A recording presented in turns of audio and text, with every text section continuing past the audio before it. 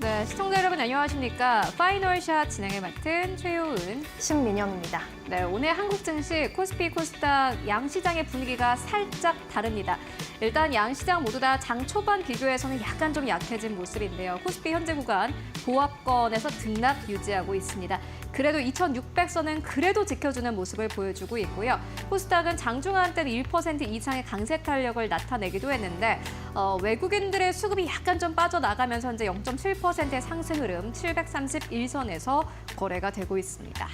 네, 전 세계가 기다렸던 미국과 중국의 관세 합의 일단락이 됐습니다. 기대 이상의 예상을 뛰어넘는 합의가 나왔죠. 전 세계에서 기다리던 최상의 시나리오가 현실이 되면서 뉴욕 증시 간밤에 크게 급등을 했죠. 나스닥 4% 이상 뛰었고 빅테크와 반도체 위주로 상승세 보였는데 우리 증시에서도 흐름을 좀 같이 하는 듯 했으나 오후장에 들어서 오전장보다는 상승 탄력이 많이 떨어져 가고 있습니다. 오늘은 어떤 전략으로 오늘 장 마무리해 봐야 할지 끝까지 함께 고민해 보시죠. 네, 오늘도 준비했습니다. 시장 마감을 위한 마지막 한 방. 지금 출발할게요. 파이널샷.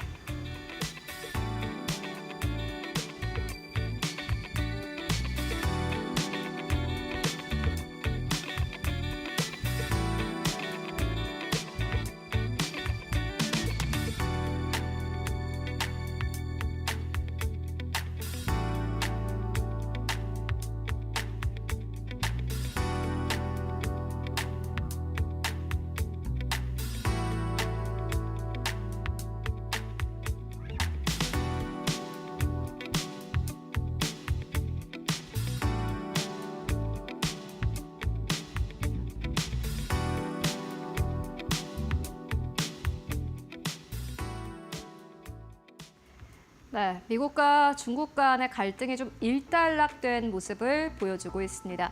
오늘 우리 시장이 왜 이렇게 안 갈까 생각하실 수도 있겠지만은 어제 한국 시장 좀 선반영한 부분이 있습니다.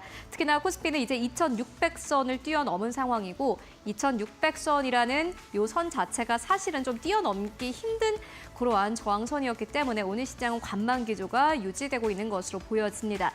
다만 앞으로 시장 전체적인 흐름을 봤을 때는 간밤에 좋았던 미국 증시를 절대 빼놓고는 이야기할 수가 없을 것 같습니다. 오늘 시장에서는 이 글로벌 증시의 이야기를 빼놓을 수가 없을 것 같은데요. 뉴욕 증시 분위기를 좀 점검해보고 가도록 하겠습니다. 간밤에 뉴욕 증시 3대 지수가 일제히 상승하면서 거래에 마감했습니다. 다우존스 산업평균지수 2.8% 넘게 상승하면서 다시 한번 42,000선을 되찾았고요. S&P 500도 마찬가지입니다. 3% 이상 뛰었네요. 5,844선에서 거래 마감했고 기술주 중심의 나스닥 지수 보시다시피 4% 이상 뛰었습니다. 18,000선을 재돌파하면서 거래를 마감을 했습니다. 이뿐만이 아니라 필라델피아 반도체 지수 간밤에 7% 이상 올랐습니다. 그러니까 반도체 기업들은 대부분 7% 이상 올랐다 이렇게 보시면 될 것 같은데 CNBC는 이렇게 분석을 했습니다. 미국과 중국 간의 관세 유예로 M7의 시총은 837억 5억 달러가 증가를 했는데 한화로, 원화로 계산을 해보면요. 이 규모가 어마어마합니다. 하루 만에 1,100조 원이 넘게 시가총액이 늘어났습니다. 정말 어마어마한 금액이고요. 4월 9일 이후로 가장 큰 상승폭이었다고 합니다. 그만큼 간밤 시장의 분위기가 굉장히 좋았다라고 평가해 보시면 좋을 것 같고 어떠한 기업들이 올랐나 봤더니 반도체 기업들 대부분 좋았습니다. 엔비디아 5% 넘게 강세. 오늘 SK하이닉스가 그 흐름을 그대로 따라가고 있습니다. 어제는 삼성전자가 5% 넘게 상승 탄력을 보였는데 오늘은 SK하이닉스가 다시 한번 2% 이상 강세 탄력을 보여주고 있고 이뿐만이 아니라 AMD, 브로드컴, 퀄컴까지 5에서 6% 넘게 상승 탄력을 보이면서 거래를 마감을 했습니다. 반도체 소부장 쪽도 괜찮았습니다. 마블 테크놀로지 8% 넘게 상승세, TSMC 어제도 그렇고 간밤 시장에서도 그렇고요. ADR과 그리고 대만 시장에서 모두 다 굉장히 강세 탄력을 보여줬고 ASML 유럽 증시의 분위기를 저희가 이렇게 끌고 왔습니다. 6% 이상 상승 흐름이 나왔고요. 인피니온도 역시나 마찬가지로 유럽 증시에서 8% 넘게 강세 탄력을 보였습니다. 뉴욕 증시만 좋았던 것이 아니라 전체 글로벌 증시 안에서 유럽 증시 안에서의 반도체 소부장도 굉장히 좋았고요. 또 미국 증시에 상장되어 있는 중국 기업들도 꽤나 좋았습니다. 알리바바 5%, 바이두도 역시나 마찬가지로 5% 이상 강세 탄력을 보여주면서 지금까지 꽤나 약한 흐름을 보여왔던 반도체 그리고 기술주 중심의 상승 탄력이 아주 강하게 나왔습니다.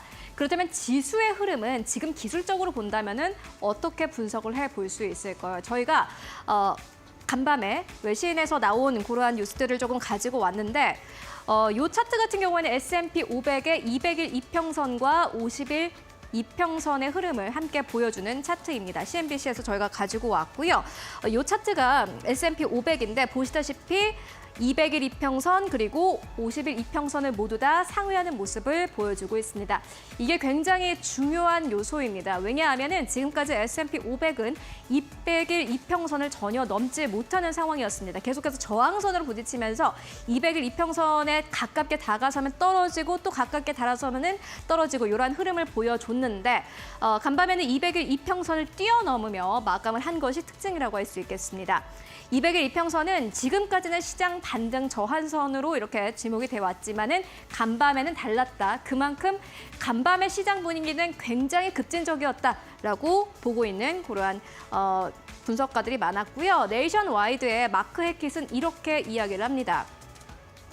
펀더멘털과 기술적 분석이 이례적으로 강하게 교차한 라면서 하루 종일 주가가 추가 상승세를 유지했다라기보다는 공매도 포지션을 취했거나 비중을 축소했던 기관 투자자들이 매물을 흡수하면서 대규모 매수를 했다. 그렇기 때문에 S&P 500이 200일 이동평균선 위로 올라설 수 있었던 것이다라고 이야기를 합니다.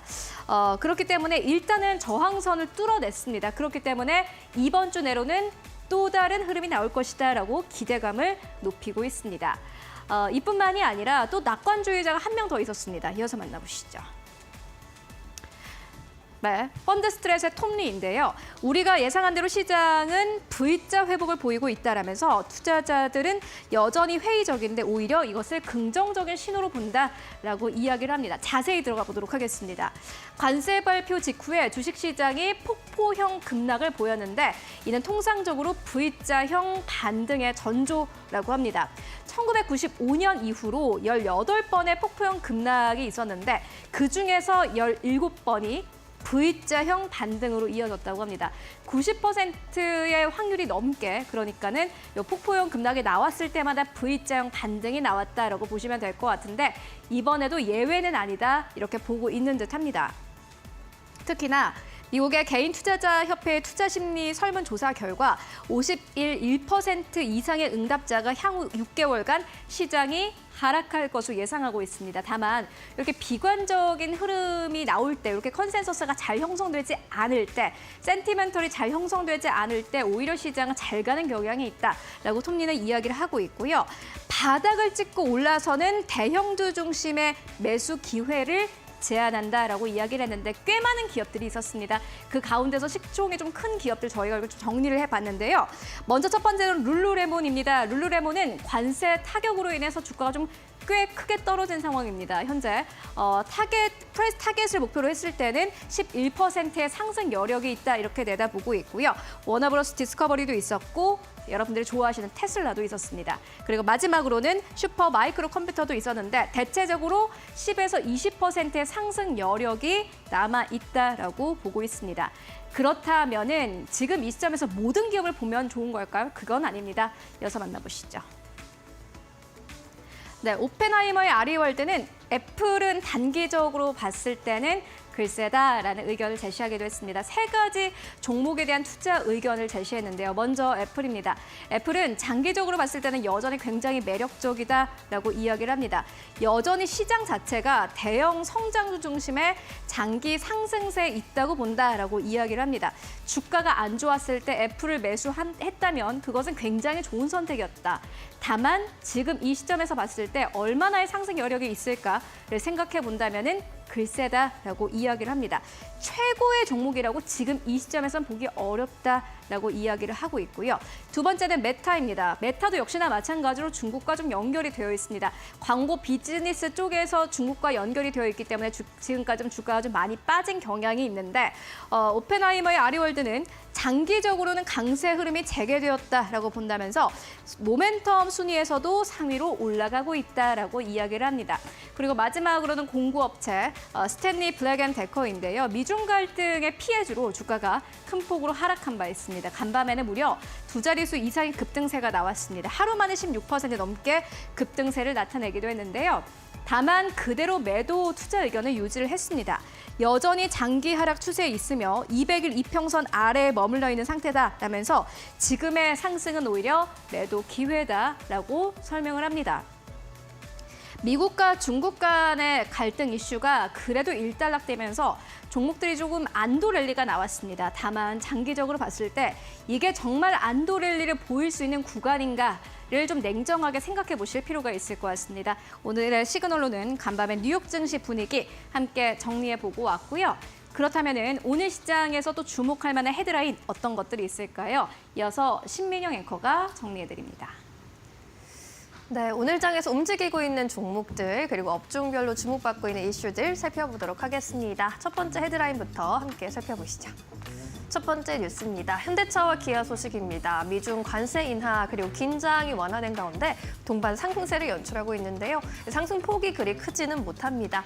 미국과 중국이 상대국에 부과한 관세를 대폭 인하했죠. 트럼프 미국 행정부의 관세 정책이 드디어 완화될 것이란 기대감도 커졌는데요. 이에 그동안 가장 타격이 컸던 대표 자동차주 현대차, 기아 쪽으로 동반 강세에 나타나고 있습니다.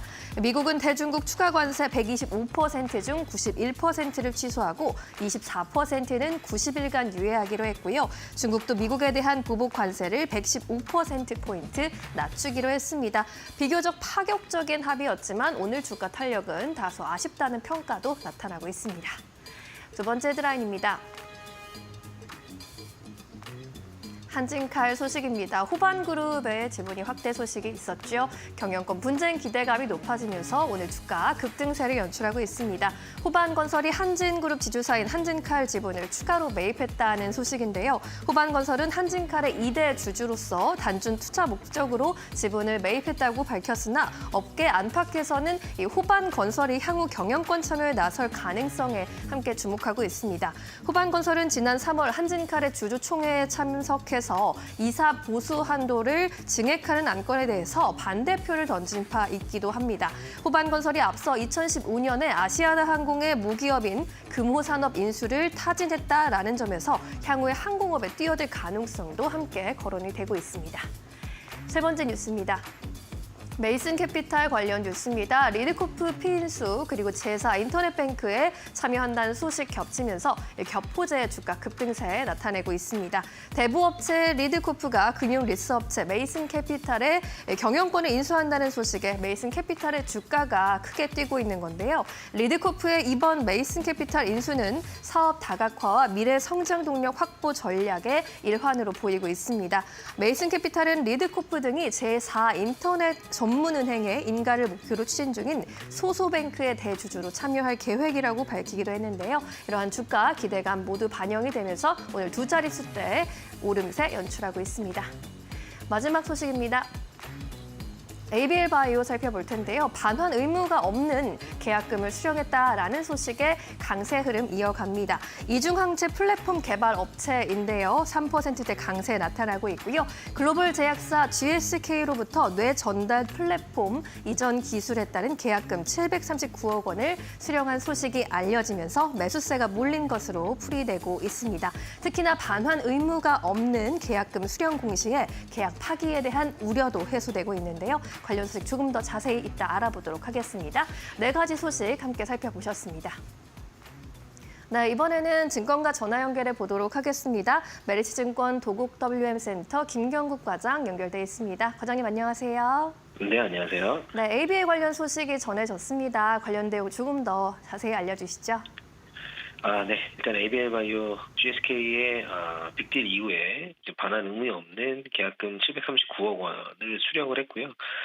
이 부분이 일단은 반영돼서 주가가 좀 올랐던 부분도 있고, 다른 부분이 일단 강세 이유는 사실 추가 기술 이전에 대한 기대감이 이제 주가에 아직도 반영되고 있다 이렇게 좀 보고 있습니다. 일단 GSK 기술 이전 계약에 빠져 있는 부분이 뭐냐면 아밀로이드 베타 그리고 타우 기전에 대한 기술 이전은 빠져 있었습니다. 그래서 이 두 기전으로 인한 기술 이전이 사실 회사 측에서는 에피톱 단위로 진행될 가능성이 높다고 이야기를 하고 있기 때문에 차후에 여러 개의 기술 이전이 가능하다라고 시장은 이제 판단하고 있는 것으로 보이고 있고요. 또 특히 트랜스페린 수용체 타깃으로 하는 BBB 셔틀을 보유하고 있는 이제 미국의 디날리라는 회사가 있습니다. 이 회사가 예전에 이제 기술 이전할 때 시가총액이 10조 이상 찍었던 점을 감안한다면 현재 ABL 바이오 시총이 3조 언저리에서 움직이고 있기 때문에 이 부분, 그러니까 BBB 셔틀에 대한 플랫폼 기술 수출에 대한 부분을 아직도 그리 높지 않게 반영하고 있다. 그래서 밸류에이션 상으로도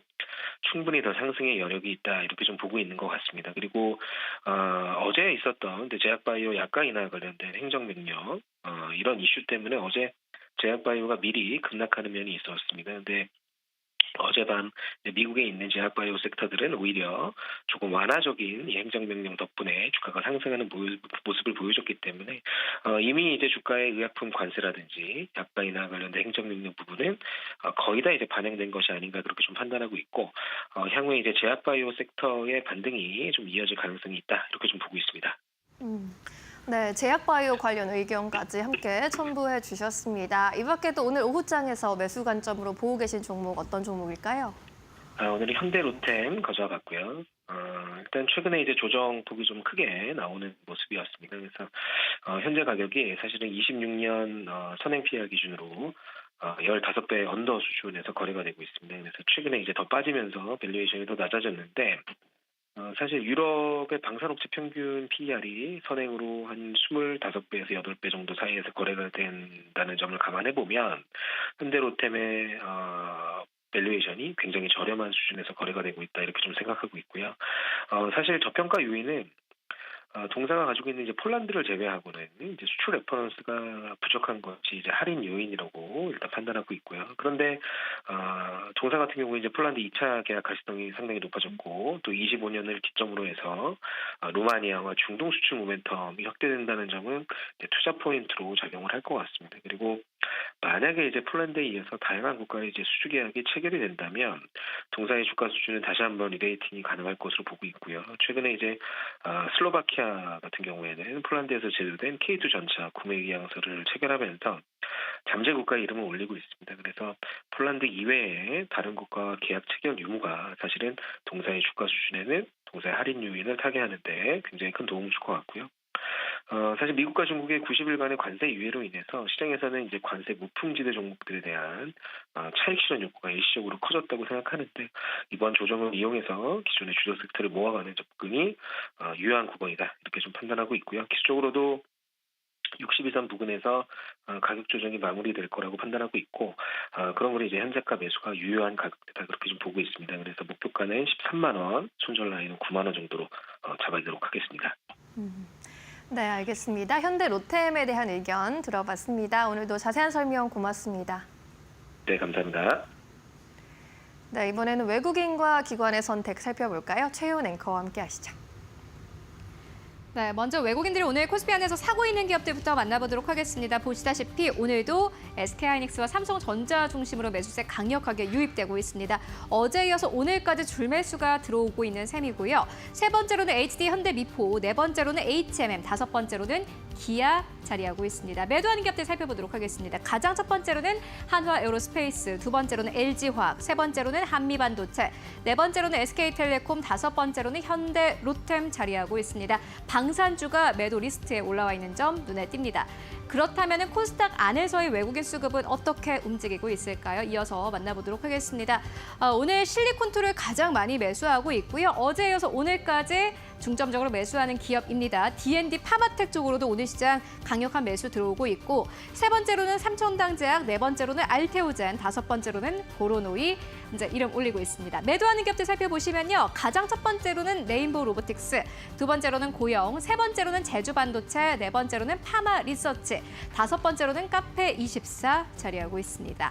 그렇다면 기관 투자자들 현재 코스피 안에서 어떠한 기업을 사고 또 팔고 있을까요?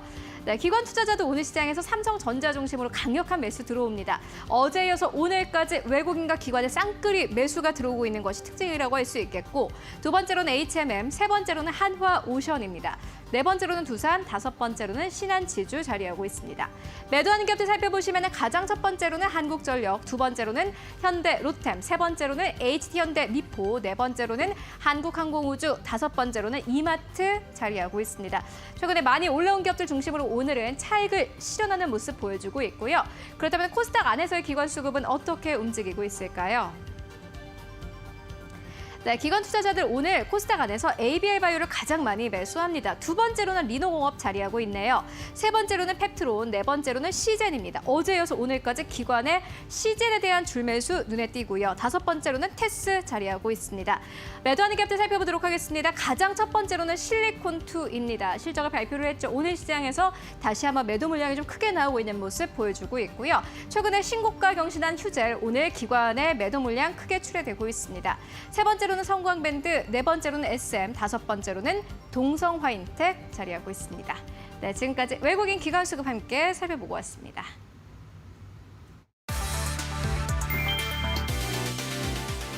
삼성전자가 13일 오전 9시 삼성닷컴 등 온라인에서 갤럭시 S25 엣지 비욘드 슬림 행사를 통해 초슬림 스마트폰 갤럭시 S25 엣지를 공개했다. 갤럭시 S25 엣지는 역대 갤럭시 S 시리즈 중 가장 슬림한 디자인과 강력한 성능, 견고한 내구성을 모두 갖춘 제품이다.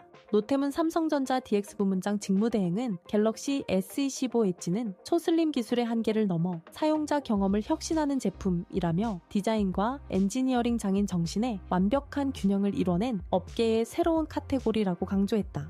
갤럭시 S25 엣지는 정교한 설계와 경량화를 통해 갤럭시 S 시리즈 중 가장 얇은 5.8mm 두께의 슬림 디자인, 163g 무게를 구현했다. 삼성전자는 23일 갤럭시 S25 엣지를 국내에 공식 출시하고 14일부터 20일까지 사전 판매를 실시한다. 가격은 256GB 기준 149만 6천원, 512GB는 163만 9천원이다.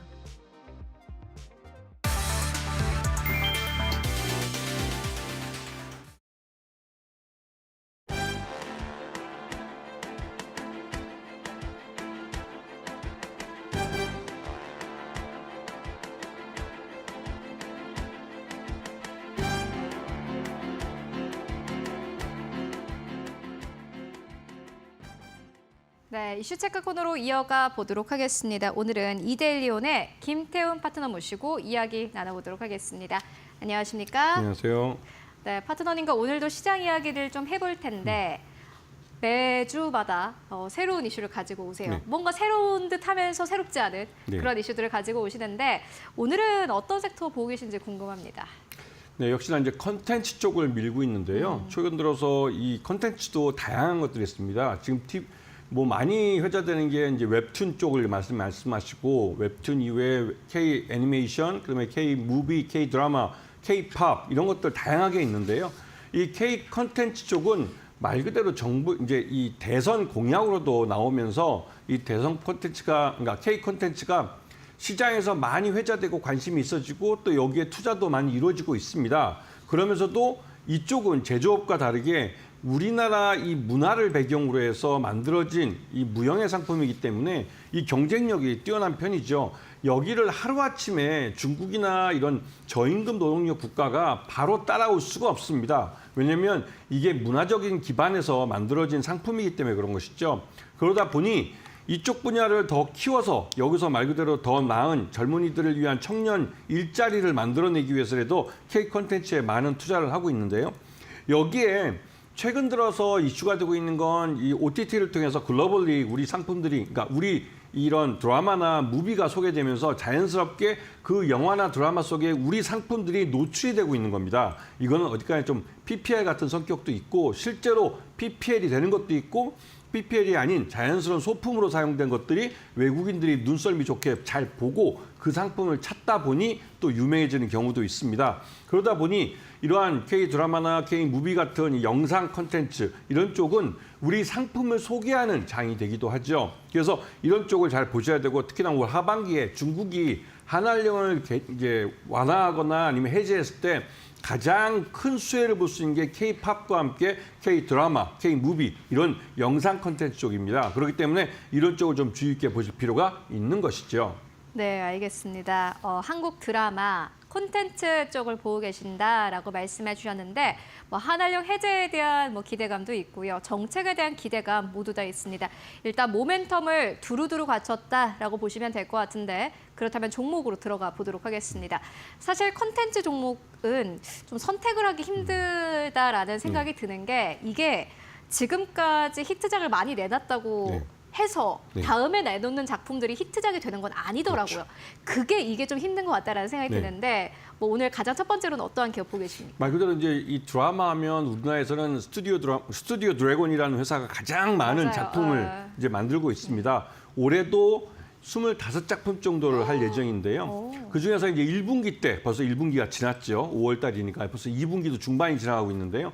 1분기 때 텐트폴 작품, 여러분 잘 아시겠지만 그 별들에게 물어봐라는 작품을 내놨고 쫄딱 망했습니다. 그러면서 지난해 4분기 또도 실적이 굉장히 안 좋았고 그 실적이 나쁜 게 이번 1분기까지 연결이 됐습니다. 그러면서 주가도 그 작년 하반기, 그러니까 4분기 때가 가장 주가 바닥을 이었고 그다음에 1분기 때는 이 텐트폴 작품 때문에도 그 저가면서 좀 유입되면서 살짝 고개를 들었습니다. 하지만 1분기 실적마저도 아주 엉망이 돼버리니까 주가가 다시 흘러내렸죠. 하지만 전반적으로 올해 만들어지는 25개 작품 중에 거의 한 60, 70% 정도가 하반기에 오픈이 됩니다. 그리고 하반기에도 역시나 이런 대작들이 있죠. 텐트폴 작품을 올해 분기마다 한 작품씩 내놓기로 했기 때문에 그러한 대작들에 대한 그리고 또 우리나라에서뿐만 아니라 전 세계적으로 유명한 그런 배우들이나 이런 사람들이 출연하는 작품들이 있기 때문에 이 하반기 실적에 대한 기대감이 굉장히 큰 상황입니다. 그리고 또 한 가지 또 여기서 주목해야 될 점은 우리가 왜 자꾸 한알령 하면서 한알령이 해제될 걸 기대하고 있느냐 하면 중국이라는 시장이 우리나라 K-드라마나 K-무비에게는 굉장히 큰 시장입니다. 우리나라에서 흥행이 실패했다 할지라도 중국에 있는 각 성마다 있는 그 위성방송이나 그 TV 방송국과 계약을 맺고 판매를 할 경우에는 대부분 이 제작비를 다 뽑을 수가 있죠. 이거는 그 작품이 국내에서 흥행을 하든 안 하든 이 판매처가 많다는 이유 때문에 성공할 수 있는 겁니다. 그렇기 때문에 중국 시장이 한알령이 해제돼서 중국 시장에 진출할 수 있다는 건 우리나라 드라마 제작사나 영화를 제작하는 제작사들에게는 굉장히 유리한 시장 국면이 만들어진다는 의미입니다. 그렇기 때문에 한알령을 자꾸 열어달라고 얘기했던 것이죠. 우리나라 작품들이 지난 한 7년, 8년 동안 정상적으로 이 중국 시장에 제대로 공개가 되지 않았습니다. 그렇기 때문에 구작이라고 해서 이미 제작비를 다 뽑은 작품들이 여러 개 쌓여 있는데요. 이런 것들이 실질적으로 이 한알령이 해제돼서 중국 시장이 오픈되게 되면 우리나라 이 스튜디오 드래곤도 그렇고 이런 그 드라마 제작사나 영화 제작사들이 기존에 만들었던 작품들을 중국에 있는 각 성의 TV나 또 위성방송들에 판매를 할 수가 있습니다. 그러면서 이 작품들에 들어갔던 제작비 이상의 수익을 낼 수도 있는 것이죠. 그렇기 때문에 이 스튜디오 드래곤이 굉장히 중요한 것이고요. 이 스튜디오 드래곤이 1분기 실적이 그러니까 어닝 쇼크를 기록했다고 해도 그러고 나서 스튜디오 드래곤이 망하는 게 아닙니다. 그러한 작품들도 있고 앞으로 기대를 갖고 있는 여러 가지 작품들이 대기하고 있기 때문에 그런 작품들을 보시면서 그 작품들이 언제 어느 타이밍에 공개가 되는지 이런 것들을 잘 가늠하시면서 보셔야 되고 매수가는 46,000원. 목표가는 한 8만 원 정도 높이 봐드리는 거 이거는 하반기 때도 그렇고 좀 길게 보시면 이 한알령이 해제됐을 때 가장 큰 수혜를 보기 때문에 이 스튜디오 드래곤에 대한 밸류에이션이 그 정도 나온다는 겁니다. 그리고 손절가는 44,000원 정도 제시해드리면서 이 종목을 보시면 충분히 수익 낼 수 있는 기회를 잡으실 수 있을 겁니다. 오늘 44,000원대인데 네. 지금은 손절을 쳐도 네. 손절을 할 타이밍은 아니라고 보시는 거죠? 제가 항상 말씀드리지만 매수할 때는 분할 매수를 통해서 매수 단가를 가장 낮추는 것이고 그리고 44,000원의 손절매 가격을 넘긴다면 내가 앞에 샀던 분할 매수했던 것 중에 일부를 매도하시면서 그 매수 단가가 점점 밑으로 내려가는 겁니다. 매수의 목적은 항상 말씀드리지만 매수 단가를 가장 낮추면서 매수 수량을 가장 늘리는 게 목적입니다. 그런 목적의식을 갖고 매매를 하시면 매수 단가에 너무 얽매이지 마시고 또 손절매를 너무 얽매이지 마시고 손절매도 결국은 손절매를 한 이유가 손절매를 하고 그 종목에 대해서 기초적인 펀더멘탈에 큰 차이가 없다면 그 종목을 좀 더 싼 가격에 매수가를 만들기 위해 손절매를 치고 거기서 나온 현금을 더 낮은 가격에 매수를 하는 것입니다. 그렇게 해서 그 종목이 큰 경영상에 큰 변화가 있어서 내가 처음 매수 결정을 내렸을 때 그 이유가 훼손됐다면 완전히 손절매 치고 나와야겠지만 그렇지 않다면 기술적 분석에서 매수 단가를 낮출 수 있는 가장 좋은 방법은 분할 매수를 통해서 낮추는 겁니다. 그렇게 해야만 내가 나중에 수익을 낼 때도 목표 주가는 그대로 있기 때문에 그 수익이 더 늘어나는 것이죠. 그래서 수익 극대화에 다가갈 수 있는 겁니다. 네. 그렇게 이제 생각을 해본다면은 손절가가 의미가 있을까 싶긴 하지만은 그만큼 또 확신을 가지고 기업을 가지고 오신다라고 해석해보고 넘어가도록 하겠습니다. 스튜디오 드래곤만 있는 건 아닙니다. 컨텐츠 기업이 꽤 많은데 사실 스튜디오 드래곤은 보니까 수급은 괜찮은데 좀 실망이 살짝 있긴 있어요. 그 이외에 또 어떠한 기업들 보고 계십니까? 근데 스튜디오 드래곤의 그 PD나 작가들도 많이 바뀌었습니다. 그러다 보니 새로운 물이 들어와서 새로운 작품들을 내놓고 있기 때문에 하반기에 기대감이 굉장히 크고요. 또 여기서 또 하나 말씀드릴 게 아티스트 컴퍼니라는 회사인데요. 이 아티스트 컴퍼니는 좀 특이한 회사입니다. 이 회사는 배우들이 배우 매니지먼트를 먼저 시작을 했고 그 매니지먼트를 기반으로 해서 이 영화 제작도 하고 나중에는 이제 레몽레이라는 회사까지 인수를 해서 이 아티스트 스튜디오라는 회사를 또 이름을 바꿔서 이제 갖고 있죠. 그러면서 영화 제작부터 이런 그 드라마 제작까지 모두 할 수 있는 회사입니다. 그 사업 구조를 가만히 보면 CJ ENM과 비슷하기 때문에 제2의 CJ ENM이라는 말을 듣고 있죠. 최근에 이 아티스트 컴퍼니 같은 경우는 매경 미디어 그룹으로부터 180억을 투자받았습니다. 교환사채를 발행해서 그 받은 자금인데요. 그러면서 자연스럽게 이 회사가 만든, 그러니까 아티스트 컴퍼니가 만든 이 그 영화와 또 자회사인 아티스트 스튜디오가 만든 드라마들은 매경 미디어의 그 MCN인가요? 거기를 통해서 노출을 시킬 수가 있습니다. 국내에서 이걸 공개할 수 있는 이런 하나의 방송국이라는 플랫폼이 생겼다는 것이죠. 그리고 이 아티스트 컴퍼니는 가장 중요한 게 이정재 배우가 최대 주주라는 점이고 정우성 배우가 거기에 소속돼 있고 그 외에도 요즘 이름만 대면 알만한 그런 잘 나가는 배우들이 소속돼 있습니다. 이 말뜻은 아티스트 컴퍼니가 만드는 영화에 이러한 배우들이 출연을 하고 그러면서 인지도를 높여가면서 새로운 신인 배우들을 통해서 매니지먼트에서 또 수익을 가져갈 수 있고 또 그렇게 만들어진 작품들을 해외에 판매해서 해외에서도 인지를 높이면서 그 배우들이 해외에 나가서 광고를 또 찍을 수가 있습니다. 이러면서 아티스트 컴퍼니 자체가 수익성이 굉장히 좋아지고 있는 그런 상황이고요. 이 회사도 역시 매수가는 13,500원, 목표가는 23,000원을 제시해드리는데 손절가는 12,000원입니다. 최근 들어서 제가 좀 전에 말씀하신 그 종목도 그렇지만 이 파란색을 띠는 경우가 많은데요. 그 말 뜻은 제가 생각했을 때 이 원고를 써왔을 때보다 매수 단가를 더 낮출 수 있는 기회가 있다는 겁니다. 이건 여러분들에게 굉장히 큰 행운인 것이죠. 왜? 이 종목들이 지금만 이 상장하고 끝난 게 아니라 이 상장이 계속 유지되면서 이 회사는 뭔가 경영을 해간다는 겁니다. 그리고 이 회사들이 속해 있는 이러한 컨텐츠 시장 자체가 굉장히 우리 기업들에게 유리하게 작용하고 있다는 것이죠. 그런 면에서 아티스트 컴퍼니도 그렇고 앞에 말씀드렸던 스튜디오 드래곤도 그렇고 좀 길게 보시는 안목을 가진다면 충분히 더 큰 수익을 가져가실 수 있을 겁니다. 네, K 컨텐츠 기업 두 번째로는 아티스트 컴퍼니 함께 만나보고 왔습니다. 이 기업도 최근에 기관 수급이 좀 들어오고 있습니다. 소폭이나마 약간이나마 좀 물량이 좀 들어오고 있는 상황이고요. 컨텐츠 기업은 사실 잘 될 수밖에 없어요. 한국 컨텐츠 드라마 보신 분들이라면 너무 재밌잖아요. 그쵸. 지금 전 세계적으로 인기를 끌고 있는 뭐 삼양식품 불닭볶음면 이런 것도 맛있거든요. 이 컨텐츠도 역시나 마찬가지로 재밌는 거 잘 꼽기만 한다면은 주가 탄력을 내 포트폴리오 안에서 빨간불을 좀 기대해 볼 수 있겠다라는 생각이 드는데 마지막 기업이죠 벌써? 그 마지막 기업은 A스토리입니다. A스토리는 이 어떻게 보면 중견 드라마 제작사인데요. 가장 많은 자체 자금으로 드라마를 만들어서 이거를 자기 IP와 독립적인 IP를 갖고 있는 기업입니다. 이 말뜻은 다른 기업들과 다른 드라마 제작사나 영화 제작사와 다르게 자기 돈으로 직접 영화를 만들고 드라마를 만든다는 것이죠. 특히 A스토리는 드라마 제작사이기 때문에 지금 말만 하면 아실만한 이상한 변호사, 뭐 우영우 같은 작품 이건 공전 히트를 쳤죠. 이거는 그때 이제 해외 OTT를 통해서 소개되면서 이게 대단한 그 해외에서도 방향을 얻었습니다. 그러면서 이 작품을 자기네들이 리메이크하고 싶다고 요청하는 그런 외국의 이제 방송국들이나 이런 데가 많고 또 시그널이나 킹덤 같은 경우도 그렇고 킹덤은 이게 조선 좀비라고 하나요? 우리 한국 K 좀비라고 해가지고 이 좀비가 기존에 미국에서 봤던 워킹 데드에 나오는 그런 좀비가 아니라 진짜 빠르게 달리고 좀 생기 있고 하는 그런 조선 좀비 K 좀비를 만들어내면서 굉장히 많은 그 센세이션을 주었습니다. 그러면서 이 K 컨텐츠에는 미국이나 영국이나 이런 기존 서구권 뿐만 아니라 다른 나라들이 없던 그러한 창의적인 것들이 있다라는 그 신뢰를 갖게 했죠. 그래서 일단은 무조건 드라마 나오면 봅니다. 외국에서도 우리나라 같은 경우도 이제 그 넷플릭스를 통해서 우리 한국 K 콘텐츠들이 많이 소개가 되는데요.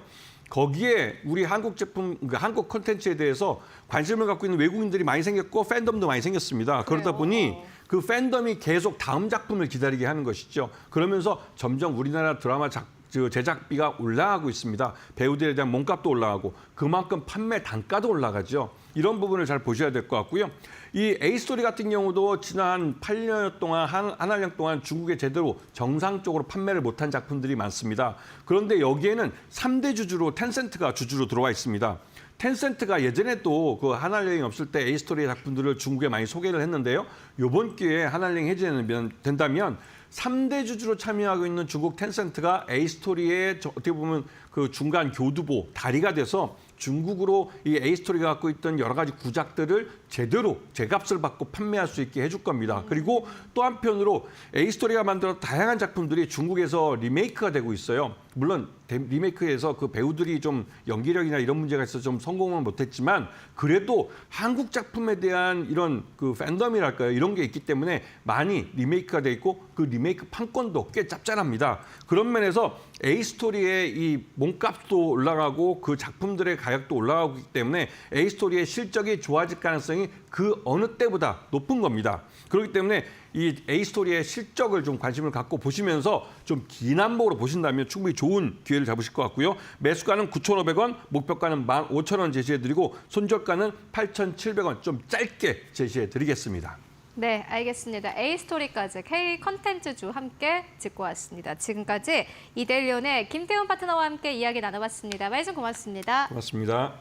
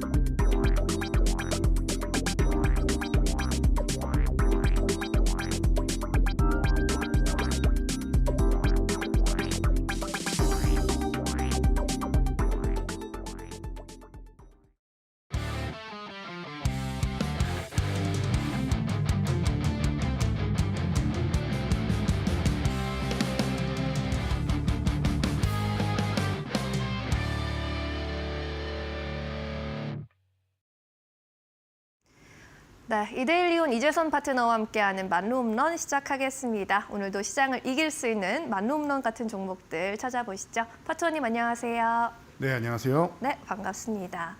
드디어 세계가 기다렸던 미국과 중국의 무역 합의 내용이 공개가 됐습니다. 우리의 예상을 훌쩍 뛰어넘어줬습니다. 오늘 시장 판세는 어떻게 읽어보는 게 좋을까요?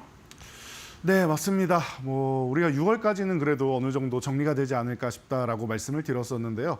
생각보다 좀 빠르게 한 번 만남으로 인해 가지고 이제 어느 정도는 타결이 나왔습니다. 물론 다 해결된 건 아니고 10%, 30%로 낮췄는데 115%랑 145%보다는 확실히 나은 결과가 아닌가 싶습니다. 그래서 90일 유예까지도 이제 얘기가 나왔는데 1차적으로 이제 합의가 되었고 추가적인 부분을 이제 우리가 살펴봐야 되는데 이 부분에 대해서는 영국처럼 조금 좀 세부적인 내용을 쓱 들여다보려고 하니까 생각보다 타결된 게 별로 없는 거 아니냐라는 얘기까지 나오죠. 그래도 수치적인 의미가 충분히 있으니까 여러분들이 이런 부분에 입각해서 시장이 조금 불확실성을 해소해 나가고 있구나라고 생각하시면 될 것 같습니다. 그래서 뭐 좋은 걸 또 나쁘다고 할 필요는 없고요. 그렇다고 또 너무 좋아할 필요도 없습니다. 최근에 이렇게 될 것을 시장이 미리 알고 반등이 좀 나와서 제자리 찾아가고 있었죠. 그러니까 그냥 담담하게 받아들이셔도 되고 그냥 좋은 이슈구나. 우리가 예상했던 대로 진행되는데 조금 더 빨리 진행됐구나 정도로 생각하시면 될 것 같습니다.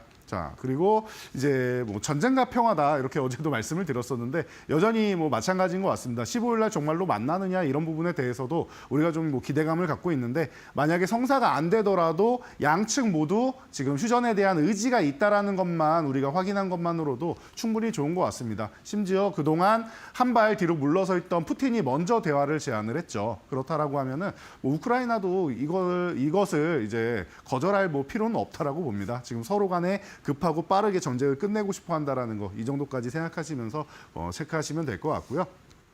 자, 그래서 관세 합의 이후에 우리 차트를 살짝 보면은 기존에 다 회복이 되어 있다라고 말씀드렸는데 2,600포인트까지 올라와 있어요. 그래서 기존에도 제가 2,500포인트 올라오면 기존에 박스권호를 그리고 있었는데 이 구간 안으로 들어왔다. 기존에 한 달 전까지만 해도 여러분들 공포에 떨고 있었는데 이 구간은 어차피 해결되는 구간이다. 왜 그러느냐? 불확실성에 의한 거고 대변수에 의해서 내려온 거지 펀더멘털적으로 밀린 게 아니다라고 말씀드렸어요. 이 대중관세부터 시작해서 글로벌 관세 전쟁이 정말로 장기적으로 지속된다라고 하면은 이게 타당성이 있는 구간인데 장기적으로 지속되지 않는 합의를 위한 카드다라고 말씀을 드렸었죠. 그게 지금 영국부터 시작해서 중국이랑 계속 흘러나오고 있는 겁니다. 우리나라는 언제쯤 되느냐라고 질문하신다라고 하면 모두가 알다시피 대통령이 공석이에요. 그래서 트럼프가 때리고 싶어도 우리는 뭐 군사 국방비나 이런 부분부터 시작해서 때리고 싶어하는 부분이 많았습니다. 당선 전부터 계속 얘기를 했었죠. 그럼에도 불구하고 대상이 없습니다. 그래서 국가의 수장이 없다 보니까 6월부터 뭐 한다라고 해야 빨라야 아마 6월 말에서 7월이 되지 않을까 싶다 말씀을 드렸는데 그 부분까지 여러분들이 보시면 될 것 같아요. 선거가 된 다음에 뭐 대통령 취임하고 하면 7월은 돼야 되지 않을까 싶습니다. 그래서 우리는 조금 늦게 한 발 물러서서 보는 게 좋다라고 말씀드렸는데 그 흐름 그대로 따라간다라고 생각하시면 되고요. 기존에 이렇게 올라온 다음에 이번 봄 안에 저는 이 고점을 돌파 시도는 당연한 거고 돌파할 가능성을 높게 점칩니다라고 말씀을 드렸었는데 이미 뭐 다 와가지고 한 번 정도는 이제 두드려도 되고 최근에 너무 빠르게 올라왔기 때문에 한번 쉬었다가 숨 고르기 하고 돌파 시도해도 괜찮습니다. 그래서 한 번, 두 번 건드리면은 이제 넘어갈 수 있는 구간이고 어차피 넘어가는데 언제 넘어가냐 차이라고 했고요. 6월 달에 넘어가야지 우리 여름휴가 전에 한 번 정도 위로 올라간 다음에 휴식 구간을 만들 수 있다라고 했으니까 그 정도 여러분들의 여름까지의 추세 정도만 알고 계시면 편할 것 같습니다. 코스닥도 마찬가지입니다. 최근에 730포인트에서 저항을 받고 있습니다. 그리고 이 구간을 언제 넘어가도 상관이 없고요. 그리고 곧 넘어갈 건데 넘어가게 되면은 780까지는 자연스럽게 갑니다. 그리고 780은 돌파되는 구간이다라고 누누이 말씀드렸습니다. 그래서 이제 1, 2월에 코스닥이 조금 더 강할 거고 그 이후에 한 4월 말에서 4월 정도에는 코스피가 더 강해야 된다라고 말씀을 드렸었고 시장이 지금 그렇게 흘러가고 있습니다. 그리고 나서 이제 5월이 됐습니다. 이제는 양쪽 다 강해진 시장이 될 수 있고 최근에 가파르게 올라왔기 때문에 한 번 정도 쉬었다 가야 되는데 이 코스닥 같은 경우는 730 구간에서 2주 이상을 지금 쉬고 있습니다. 그렇다라고 하면은 충분히 휴식 구간을 갖고 돌파한 다음에 780까지 한 번에 가도 이상할 게 없는 시장이다라고 보시면 돼요. 이 구간에서 돌파할 자리에 돌파를 못하면 급락이 나와야 되는데 그래도 이제 미국과 중국의 좋은 합의 소식이 나오다 보니까 이 구간을 기간 조정으로 마무리하고 올라갈 가능성이 높다. 가격 조정 받는 것보단 기간 조정 받고 올라가는 게 더 강한 시장이라고 누누이 말씀드렸습니다. 그래서 여러분들이 시장의 기초 체력이 생각보다 강하다라고 누누이 말씀드렸고 이 부분에 대해서 여러분들도 눈으로 확인할 수 있는 부분이니까 좀 마음 편하게 가져가시고 그리고 우리가 종목 순환하는 부분에 집중하면 된다. 빨리 올라온 종목들만 차익 실현하고 그리고 나서 이제 바닥권에 있는 종목, 이제 출발하는 종목으로 이제 순환매를 노리면은 지금 시장은 너무 어렵지 않다. 정말 편안한 시장이다라고 누누이 말씀드리고 있으니까 불안에 떨거나 아직까지 관세 공포감에 휩싸여 계신다라고 하면은 그 부분을 조금은 내려놓고 걱정을 덜어내셔도 되지 않을까 싶습니다. 자, 그래서 제가 이번 주에는 그동안 우리가 핵심으로 다뤘던 섹터들 중에서 가장 중요한 섹터라고 하기에는 5개를 뽑자니까 너무 힘들긴 한데요. 자, 그 섹터들을 제가 돌아보겠습니다라고 말씀드렸어요. 그래서 오늘은 로봇 관련주를 확인해야 될 것 같습니다. 자, 다음 달 되면은 테슬라에서 로보택시 또 출시한다라고 얘기를 하죠. 사실은 뭐 한 4, 5년 전부터 계속 얘기가 나왔었는데 조금 지연되긴 했지만 이제 드디어 출시를 한다라고 합니다. 그리고 테슬라의 CEO 일론 머스크가 항상 이런 말을 하죠. 테슬라의 미래는 휴머노이드 로봇이다. 그리고 글로벌 시장에서도 많은 사람들이 인류의 미래에 휴머노이드 로봇이 함께한다라는 거 계속 이제 반복해서 언급을 하고 있는 상황입니다. 그래서 여러분들이 로봇 관련주는 항상 보셔야 되는데 로보택시가 이렇게 나왔다라고 해서 자율주행차나 이런 쪽을 보기보다는 로봇 관련주 좀 보시면 될 것 같아요. 자율주행은 그 뒤에 보면 된다 정도로 생각하시면서 오늘도 제가 섹터 선정하기 전부터 이제 강세를 보였었는데 여러분들 그 외의 종목들도 아직 출발 안 한 종목들 이제 막 올라가기 시작하는 종목들 많이 있으니까 그 종목들로 제가 한번 꾸려봤습니다. 오늘 종목들도 기대 많이 해주시기 바랍니다. 네, 좋습니다. 오늘은 로봇주 안에서 해법을 찾아보도록 할 텐데요. 일부 종목들은 또 정치 테마주로도 엮이고 있더라고요. 옥석을 잘 가려보도록 하겠습니다. 오늘 득점될 수 있는 종목, 안타 종목부터 바로 들어가 보시죠. 안타 종목 역시나 대장주격인 레인보우 로보틱스 골라주셨습니다. 오늘 역시나 대장주격으로 움직이면서 로봇 업종의 상승을 이끌어주고 있는데요. 안타 종목으로 골라주신 이유는 뭘까요?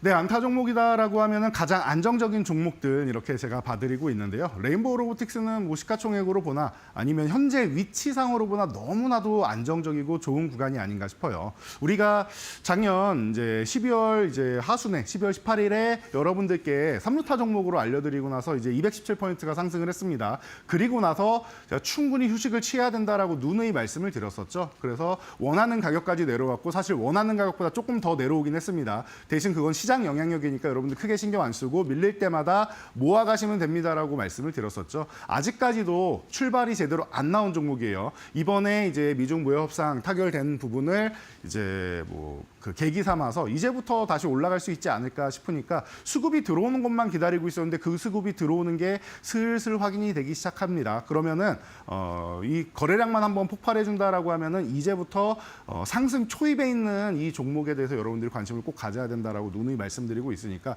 10번, 100번 반복해도 모자라지 않은 것 같습니다. 올해 로봇주는 굉장히 좋을 겁니다라고 작년 12월에도 강조를 해드렸는데 이미 여러분들 느끼고 계실 거예요. 그리고 아직까지 1차 상승만 나왔고 2차 상승은 더 멋지게 올라갈 거니까 여러분들이 편하게 보셔도 될 것 같습니다. 삼성그룹을 믿으시면 될 거고 뭐 트럼프부터 시작해서 일론 머스크랑 뭐 젠슨 왕이랑 피지컬 AI라는 단어까지 나오면서 미래를 준비하고 있는 게 바로 로봇이다 해서 여러분들이 로봇 관련주는 기본적으로 가져가시고 레인보우 로보틱스 가장 편안한 구간까지 가격적으로도 메리트가 있으니까 여러분들이 많이 응원해 주시고 수익도 많이 올리시기 바랍니다.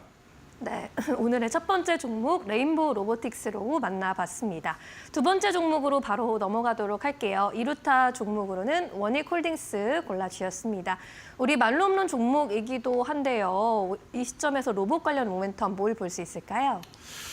네, 원익홀딩스는 뭐 자회사 원익로보틱스 이슈를 계속 그냥 몰고 간다라고 생각하시면 될 것 같아요. 그래서 기본에 그냥 가장 충실하면 되는 기업이고 제가 작년에 뭐 PBR이 0.2배 정도 수준이다라고 말씀드렸는데 실적이 더 좋아지지 않고 그냥 그대로만 나온 상황에서 이제 주가는 2배 조금 못 올랐는데 그 정도만 된다라고 해도 PBR 뭐 높게 해봐야 0.3%에서 0.4대란 말이에요. 그렇다라고 하면은 지금 절대적 저평가 구간이다라고 누누이 말씀드리고 있죠. 그리고 이제 여기 제가 그림으로 이렇게 보여드렸는데 이 그 알레그로엔드 같은 경우에는 이제 메타에서도 관심 갖고 같이 MOU를 통해서 이제 공동 개발을 하고 있고 이제 엔비디아에서도 관심 갖고 있는 기술이다라고 누누이 말씀드렸죠. 이 촉각 센서가 이제 좀 더 세밀한 작업을 하는데 꼭 필요하다라고 누누이 얘기를 하고 있으니까 이 부분에서 이제 미국에 있는 빅테크 기업들도 관심 갖고 있다라고 하면은 자연스럽게 우리나라의 기술을 우리가 이제 등한시할 필요는 없을 것 같습니다.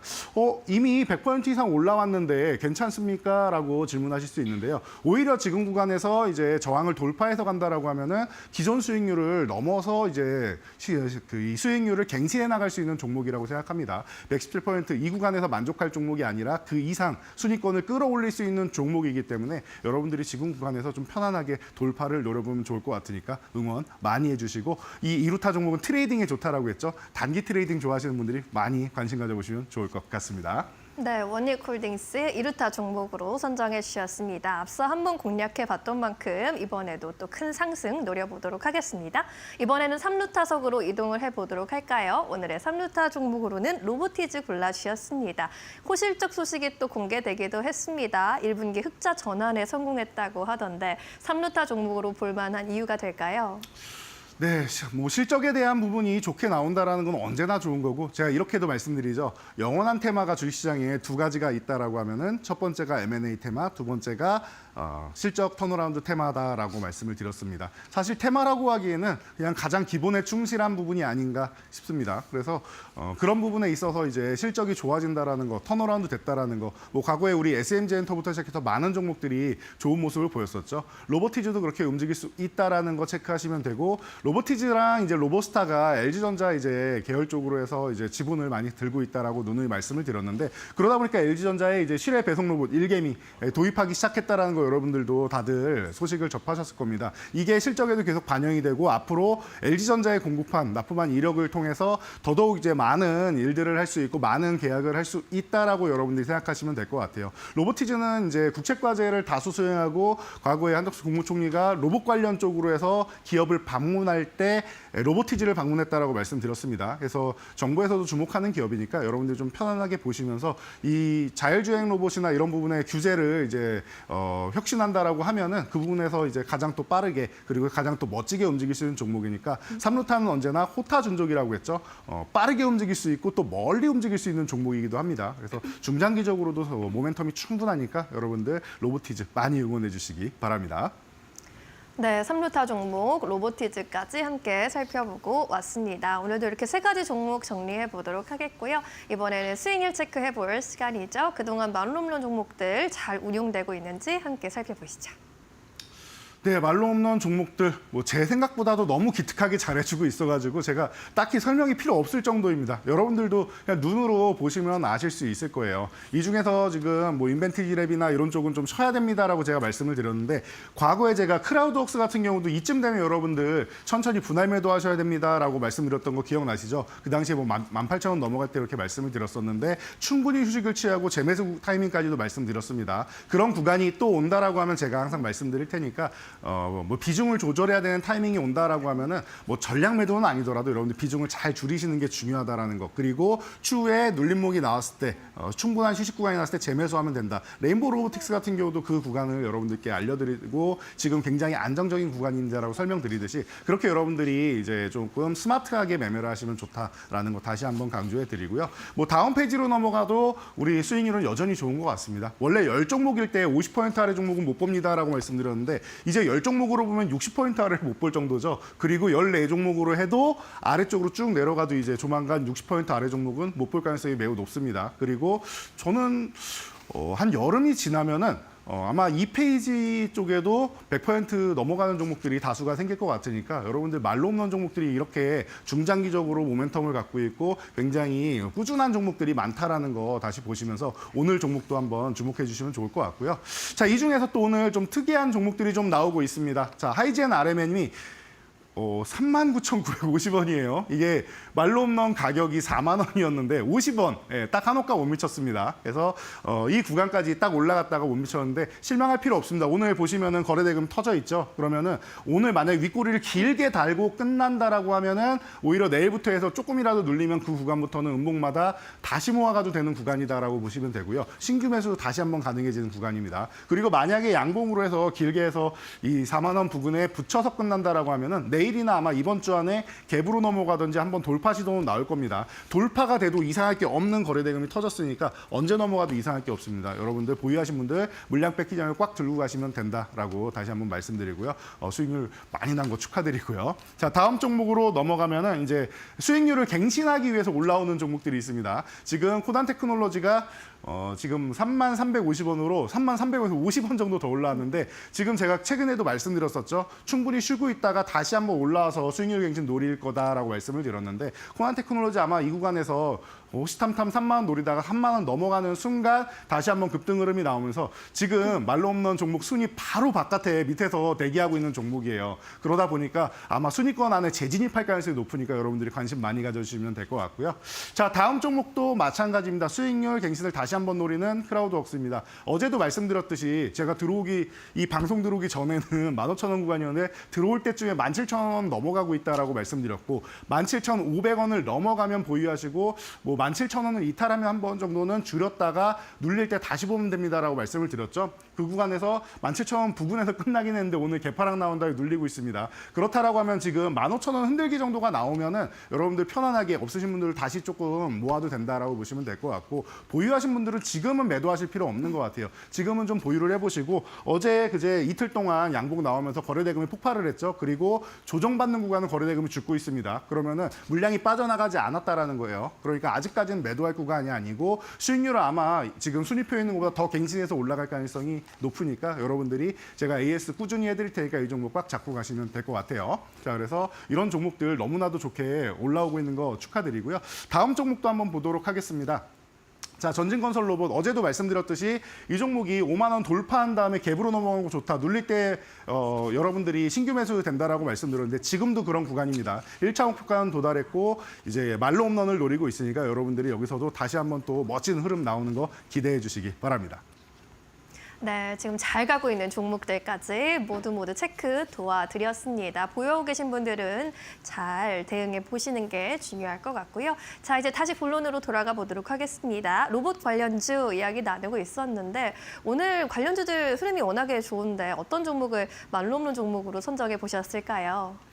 네, 오늘의 말로 없는 종목은 유일 로보틱스입니다. 여러분들께 뭐 크게 설명하지 않더라도 올해 너무나도 이슈가 많이 됐고 사실 올해뿐만 아니라 기존부터 이슈가 됐었죠. SK그룹에서 계속 뭐 인수에 대한 얘기 계속 나오고 있고 뭐 지분도 이미 갖고 있다 보니까 정확히 이제 SK온 쪽으로 들어가는 건데 그러다 보니까 뭐 다반절 로봇 쪽으로 해서 너무나도 좋은 뛰어난 기술을 가지고 있다라는 거 여러분들이 알고 계실 겁니다. 설명이 거의 필요 없는 기업이 아닌가 싶습니다. 그래서 여러분들 가격 전략 간단하게만 세워드린다라고 하면은 현재 가격이 73,000원 아래에서 유지가 되고 있습니다. 75,000원만 넘어가면 그때부터 출발하는 종목이니까 73,000원 아래는 음봉 나올 때마다 계속 모아가시고 다 못 샀다라고 하시면 75,000원 회복될 때 나머지 뭐 매수하시면 돼요. 그래서 아주 편안한 구간에 있다 보시면 되고 넘어가면은 이제 1차 목표치는 이제 10만 원 정도까지 여러분들이 체크를 하실 수가 있고 그 위로 올라가면 이제 15만 원 정도까지 볼 수 있다. 5만 원 단위로 볼 수 있고 2만 5천 원 단위가 이제 중간 저항 정도가 되니까 여러분들이 대응하기에는 굉장히 쉬우실 겁니다. 그래서 유일 로보틱스 기대 많이 해주시면 좋을 것 같고 아래로 내려간다라고 하면 이제 68,000원 이 구간이 68,000원 되는 구간인데 이 구간이 이탈한다라고 하면은 여러분들이 리스크 관리 정도만 하시면 됩니다. 그래서 아주 편안한 종목들로 오늘 구성되어 있고 로봇주는 올해의 주도 섹터다라고 누누이 말씀드렸으니까 코스닥 좋아하시는 분들은 로봇 관련주 한 종목 정도는 꼭 쥐고 가셔서 여러분들이 이제 계좌도 말로 홈런을 달성하시기 바랍니다. 네, 유일 로보틱스 오늘의 하이라이트 종목으로 선정해 주셨습니다. 이 종목 역시 또 다른 스타 종목이 될 수 있을지 함께 살펴보시죠. 저희는 내일 다시 말로 홈런에 도전하겠습니다. 자세한 설명 고맙습니다. 감사합니다.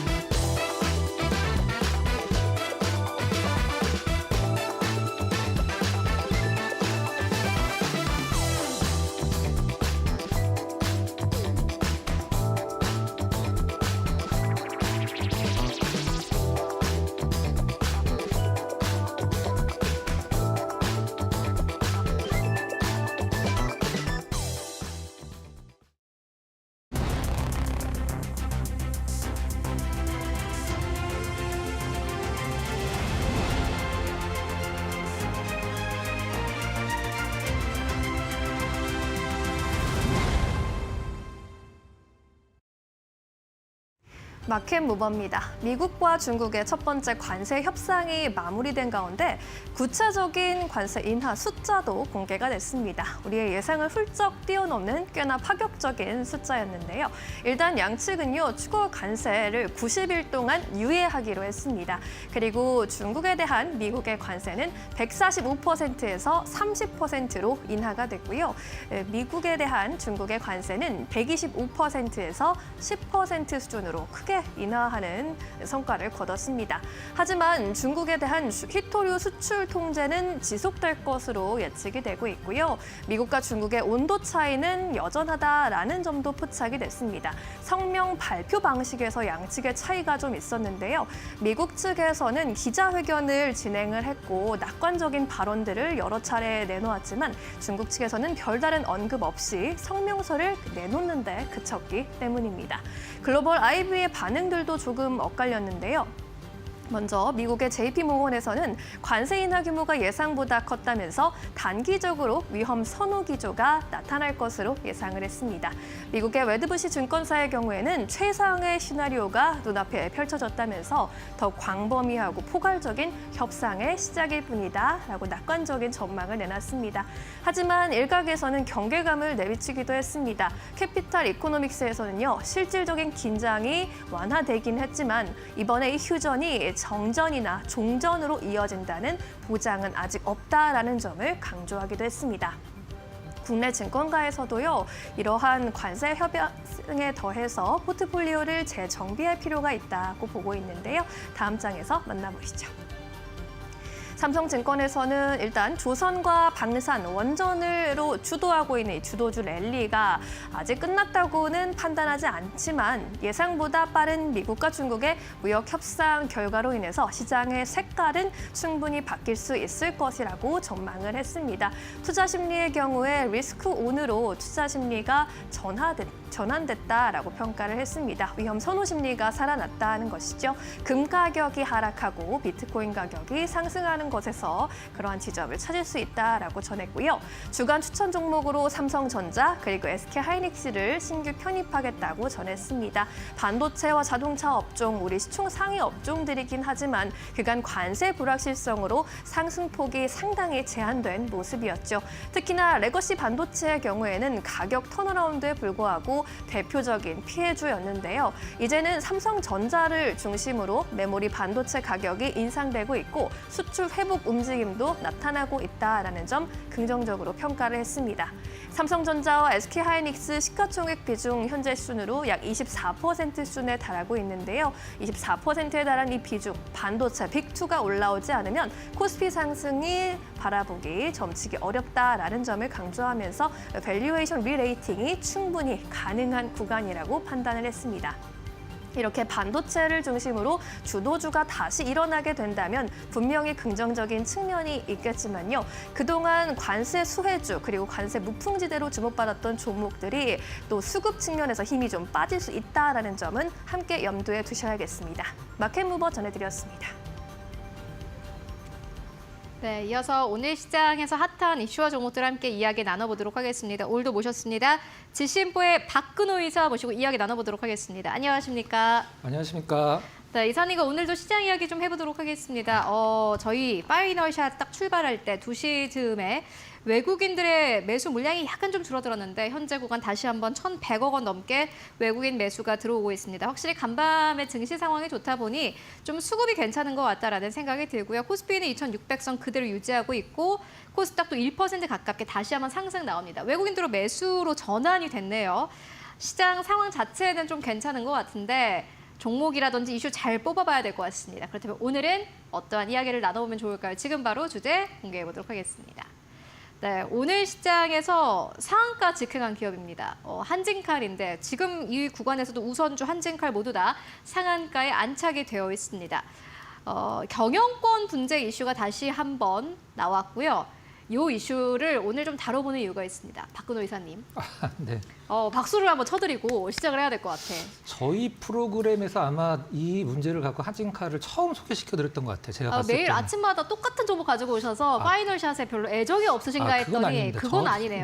네네, 가끔. 한진칼, 여기 상한가가 안착을 했는데 이게 사실은 이슈가 이미 나왔던 걸 가지고 요게 좀 부각될 수 있으니 지금부터 보자라는 의견을 네, 그때 맞습니다. 네. 전해주셨었어요. 요거를 그러면은 그때 또 보시고 사신 기업 분들도 있을 수도 있으니 요거 좀 전략 같은 거라든지 네. 아니면 투자 포인트 그리고 앞으로의 시나리오 굉장히 중요할 것 같습니다. 일단 지금 호반 그룹이 이제 지금 어떻게 하고 있는지가 중요한데요. 호반 그룹이 지금 그 현금만 거의 1조 원이 있는 걸로 이제 알려진 기업이라 M&A 굉장히 뭐 적극적이죠. 뭐 대우건설도 호반이 인수를 했고 대한전선도 호반이 인수를 했죠. 이번에 이제 한진칼도 아직까지는 뭐 호반에서 특별하게 어떤 멘트가 없긴 합니다만은 우리가 보통 지분 투자를 이제 5% 정도 이상을 하면은 내가 이 주식을 왜 샀는지를 이제 공시를 해야 되는 의무가 있거든요. 근데 그 세 가지가 있는데 이제 단순 투자, 일반 투자, 경영 참여 세 가지 중에 내가 이 주식을 왜 사고 있다라고 이제 밝혀야 됩니다. 근데 단순 투자는 이제 의결권 행사를 안 하겠다라는 걸 이제 밝히는 거고 일반 투자는 일단은 뭐 임원이나 정관, 이제 보수, 이제 배당 쪽에 내가 좀 약간 참여를 하겠다. 한마디로 경영 쪽에 간섭은 좀 하겠다. 요게 이제 일반 투자고 일단 경영 참여 같은 경우라고 밝히는 경우에는 내가 이제 지분 투자를 하는 이유가 뭐 이 회사에 내가 영향력을 행사를 확실히 하겠다. 요건 이제 밝히는 건데 사실 호반그룹은 경영 참여라고는 아직까지는 밝히고 있지는 않죠. 근데 과거에 넥슨이 이제 NC소프트 주식을 계속적으로 사면서 일반 그 단순 투자에서 경영 참여로 바꾼 적이 있었거든요. 근데 그때도 근데 그런 게 법적으로 문제가 없는 건가요? 예, 중간에 이제 바꾸는 거는 상관없죠. 근데 안 바꾸고 나서 어떤 식으로 좀 간섭을 한다라고 하면 양측 간에 어떤 좀 약간 노이즈가 좀 있겠죠. 지금 이제 그 지분 차이를 좀 살펴보면 호반 같은 경우 18.46%고 지금 한진칼 같은 경우는 이제 조원태 회장 그다음에 조현민 개명했죠. 예전에 이제 조연아 그다음에 그 이명희 고문 같은 경우에 합쳐갖고 지금 한 20% 약간 넘죠. 지금 이제 한마디로 2% 내로 이제 좁혀진 상황인데 일단 지금 여기서 가장 중요한 어떤 우리가 보통 캐스팅 보트라고 얘기하는 쪽이 실질적으로 이제 산업은행이거든요. 산업은행이 일단 지금 한진칼 지분을 10.5%, 58% 정도 갖고 있기 때문에 더 많이 갖고 있는 거는 미국의 이제 델타항공인데 델타항공은 워낙에 이제 대한항공과의 어떤 그런 뭐 사업적인 부분에 연결이 많이 돼 있어서 한진칼 쪽에 우호 지분으로 이제 뭐 많이 나타나 있고 그 산업은행이 이제 10.58%를 매각을 하냐 안 하냐가 이게 가장 키 포인트인데 가장 중요한 것은 실질적으로 이제 뭐 대한항공 그 경영권 갖고도 이제 이 형제들끼리 사실 굉장히 안 좋은 뉴스들이 좀 많이 나온 걸 그렇죠. 아마 여러분 기억을 하실 거예요. 그렇기 때문에 이게 상황이 어떻게 변할지는 사실 아무도 모르는 상황인데 여기서 이제 양쪽 입장을 한번 좀 생각을 해봐야 될 것 같아요. 한진칼 입장에서 우리가 지금 경영권을 위협을 받고 있으니까 방어를 하겠다. 이런 식으로 나온다라고 하면 이게 진짜 뭐 고려 아연 버금가는 어떤 시장의 이슈가 될 수도 있겠지만 호반그룹 입장에서 본다라고 하면 사실 지분을 계속 사고는 있는데 우리가 아직까지는 이런 액션을 취할 생각이 없었는데 시장에서 먼저 반응했다라고 하면은 주가가 이미 높아져 있기 때문에 호반 입장에서는 이제 조금 불리한 거죠. 실질적으로 좀 낮은 가격에 많이 좀 약간 차근차근 사야 되는데 나중에 뭐 어떤 뜻이 있기는 아직은 뭐 시장에서 밝혀지지 않았습니다만은. 그래서 제가 한번 이제 종합적으로 좀 생각을 해봤을 때 이제 호반 그룹이 지금은 키를 갖고 있으니까 산업은행을 둘째치고 지분을 계속적으로 더 모아야 된다는 상황이라는 전제 조건 하에 이게 좀 약간 지나가기를 기다릴 것 같아요. 그러니까 좀 약간 이슈화가 좀 약간 묻혀졌을 때 주가가 좀 떨어졌을 때 조금 더 그때 지분을 매입한다라고 하면은 그런 시나리오가 좀 나오지 않을까를 생각을 하고 있고요. 갖고 계신 분들 같은 경우에는 오늘 아마 상한가로 시작을 해서 중간에 많이 빠졌다가 다시 들어갔기 때문에 어느 정도 좀 익절을 하셨을 것이라고 생각을 하고 있고요. 그다음에 만약 기세 상한가를 갔는데 거래량이 적다. 그러면 시세가 다음날까지 연결이 되거든요. 근데 오늘 거래가 한진칼 치고는 상당히 많은 거래였기 때문에 내일 좀 약간 흔들릴 가능성도 있고 호반 입장에서는 급할 게 전혀 없기 때문에 좀 주가가 다운되는 것을 좀 기다릴 가능성이 높다. 이렇게 개인적으로 좀 정리를 해보도록 하겠습니다. 네, 호반건설이 만약에 이제 지분을 더 매입하게 된다면 지금의 한진칼의 주가 수준은 굉장히 좀 부담스러울 겁니다. 박근호 이사님께서 보시기에는 호반이 만약에 한진칼의 지분을 더 매입하기 위해선 주가가 더 떨어져야 되고 이 이슈가 좀 부각되지 않을 때 그때 한진칼을 계속해서 트랙을 해보시면서 주가가 떨어졌을 때 그때 잘 보자라는 의견 전해주셨습니다. 함께 참고해 보시면 좋을 것 같고요. 그렇다면 오늘 시장에서 또 주목할 만한 이슈들 어떤 것들이 있을까요? 이어서 신민영 앵커가 정리해드립니다. 마켓 무버입니다. 지난달에 발생한 SK텔레콤의 유심 정보 유출 사고에 따른 파장이 이어지고 있습니다. 고객들의 유심 교체가 진행되고 있지만 아직 교체율은 한 자릿수에 불과한 상황이고요. 대리점을 통한 신규 가입은 완전히 중단되어 있는 상태이죠. 이런 가운데 나온 1분기 실적은 그래도 양호했습니다. 사고 여파가 반영되지 않았기 때문입니다. 이번 1분기 성적은 매출액이 4조 4,537억 원으로 전년 동기 대비 비슷한 수준이었고요. 영업이익이 5,674억 원으로 전년 동기 대비 13%가량 증가하면서 컨센서스를 소폭 상회했습니다. 별도 수익성은 15.2%를 기록하면서 역대 최고 수준을 기록하기도 했는데요. 하지만 문제는 2분기 이후로는 우려할 만한 요인들이 많이 기다리고 있다는 거겠죠. 신한투자증권에서는 2분기 이후에 우려 요인을 고려해서 2025년 영업이익 추정치를 7.5% 하향 조정하기도 했습니다. 그리고 30만 명에서 40만 명의 가입자가 이탈을 하고 1,000억 원의 일회성 비용이 발생했다라고 가정한 수치였고요. 위약금 면제 등으로 가입자 이탈이 지속된다거나 유심 확보 대리점이나 소비자 피해 보상 등이 추가 발생한다면 이에 더 하향 조정될 필요성이 있을 수도 있다라고 전했습니다. SK텔레콤의 일간 가입자 순간초율을 보시면요.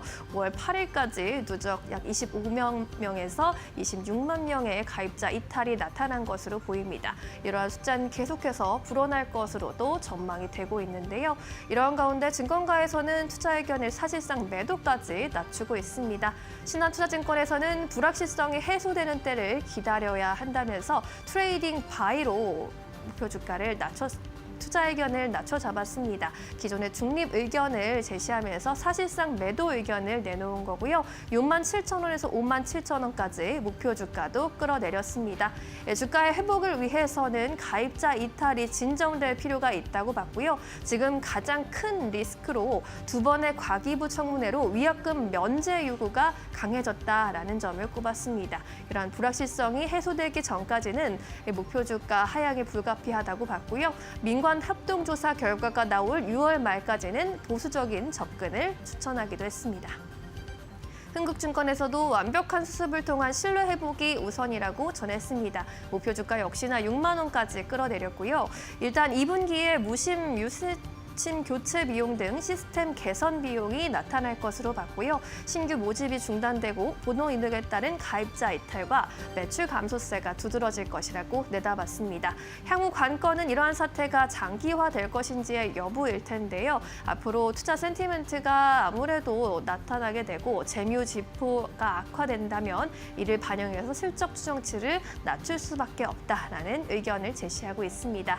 지금으로서 가장 중요한 것은 흥국증권의 말대로 신뢰 회복이 가장 중요할 텐데요. 철저하게 후속 조치를 진행하고 앞으로 완벽하게 재발 방지가 없도록 해야 할 것으로 보입니다. 마켓무버 전해드렸습니다. 네, 이어서 오늘 시장에서 핫한 기업들 하나하나 살펴보도록 하겠습니다. 가장 첫 번째 기업으로는 코웨이입니다. 박근호 이사님께서도 이전에도 가지고 오셨던 기업인데 오늘 11% 가깝게 급등세 나오고 있고 10만 2천 원대에서 현재 구간도 거래가 되고 있습니다. 오늘은 박근호 이사님의 날이네요. 네. 일단 코웨이 지금 오늘 시장에서 이제 실적 기반으로 상승을 하고 있는데 저는 좀 포커스를 좀 다른 쪽에 좀 맞춰서 말씀을 좀 드려보도록 하겠습니다. 일단 코웨이 같은 경우는 사실 뭐 가전 렌탈과 관련돼서 이제 대부분의 매출이 발생을 하기 때문에 1분기 가전 시장의 1분기가 전통적인 비수기거든요. 근데 올해 1분기에 역사상 최고 분기 실적을 좀 기록했다라는 점이 상당히 좀 이채로운 상황인데요. 일단 뭐 숫자로 좀 잠깐 짚어보도록 하겠습니다. 올해 1분기 25년도 1분기 매출이 1조 1,749억, 그다음에 영업이익이 2,112억을 기록을 했다라고 이제 나와 있는데 전년 동기 대비해서 9%, 17% 각각 성장을 했어요. 사실 사업 구조상 이게 막 1년에 10%씩 성장하기에는 좀 약간 굉장히 무리인 사업이거든요. 안정적이지만 뭐 그렇게 성장성이 없는 어떤 기업으로 시장에서 그동안에 좀 인식이 돼 왔었었는데 코웨이가 실적으로 지금 그걸 이제 깨려고 이제 증명을 하고 있는 상황입니다. 실적이 이렇게 좋아진 이유는 무엇이냐? 물론 국내 어떤 그 사업도 잘 되고 있지만 해외 쪽에서 상당히 좀 퍼포먼스가 좀 나왔는데요. 몇 개 좀 짚어보면은 일단 국내 와 해외 이제 토탈 이제 렌탈 계정 수가 이제 중요하거든요. 렌탈 계정 수가 이제 1,000만이 넘어서 1,058만 계정을 일단 달성을 했고, 그 다음에 해외 법인이 올해 1분기 이제 36% 정도 어떤 그 성장을 했다라고 이제 밝히고 있는 상황이에요. 해외 쪽은 이제 말레이시아가 이제 주력이고, 국내는 이제 사실 뭐 정수기 같은 경우에는 거의 60%가 넘는 가정들이 정수기를 쓰고 있기 때문에 우리가 흔히 얘기하는 포화 상태이기 때문에 이 코웨이 같은 경우는 해외 쪽으로 이제 진출을 많이 하고 있는데 말레이시아 쪽이 상당히 좀 좋았죠. 그 다음에 아직은 이렇게 큰 어떤 힘을 쓰는 곳은 아니지만 태국이나 미국 쪽도 일단은 그 공기청정기 기준으로 미국 쪽에서 많이 1분기에 성장을 했다라고 이제 밝혀고 있는 상황인데요. 미국이 이제 33% 정도 대부분 공기청정기가 많이 차지를 했다라고 그래요. 그래서 태국도 43%. 아무래도 이제 이런 동남쪽이나 이런 쪽이 아마 그 물 같은 경우에 정수기를 좀 많이 생각보다는 많이 쓴다라고 하죠. 올해 이제 코웨이가 목표로 한 게 4조 5,800억인데 무난하게 1분기 비수기 기준으로 이 정도 실적이면은 뭐 2, 3, 4분기 연결해서 올해 목표를 채울 것이라고 생각을 하고 있고요. 지금 지난주에 웅진이 막 상한가 갖고 그랬던 재료가 그 프리드라이프 상조에서 인수를 해서 웅진이 이제 상한가를 가고 지금 조정받고 다시 올라가고 있는 상황인데, 이 상조 그 사업 자체, 우리나라 전체 시장 자체가 10조 원이 넘는 시장이라고 그래요. 그래서 지금은 이제 웅진이 인수한 프리드라이프가 1등이고 우리가 보통 알고 있는 뭐 가장 유명한 해서 보람상조 이런 쪽은 좀 약간 순위 그 3위권 밑에거든요. 한 4위 정도 하는 걸로 알려져 있는데, 코웨이가 차세대 이 어떤 성장 동력으로 삼고 있는 게 바로 이 부분이라고 보시면 될 것 같아요. 일단 코웨이는 어떤 기업을 인수를 한다거나 이런 쪽으로 이제 진출을 하는 게 아니라 이름이 이제 무슨 상조 이게 아니라 코웨이 라이프 솔루션이라고 그러니까 뭐 어떤 뭐 노인 지금 우리나라가 이제 전 세계에서 거의 제일 가는 이제 고령화 사회잖아요. 이쪽 실버 케어 쪽으로 진출하는 건 상당히 어떤 긍정적인 부분이라고 생각을 하고 있고, 상조뿐만이 아니라 이제 그 노인분들 우리 시니어 어르신분들 이제 요양이나 간병 거기에서 이제 상조로 연계를 시키는 거죠. 그 서비스를. 요게 이제 그 어떤 실버 케어로서 그동안의 코웨이가 지금도 물론 뭐 성장을 하고 있습니다만 시장에서 코웨이를 조금 다른 시선으로 볼 수 있는 그런 뭐 요건이 된다고 보시면 될 것 같아요. 일단 수급 잠깐 보면서 말씀드리면 수급이 상당히 긍정적인데요. 그동안의 어제까지의 수급입니다. 지금은.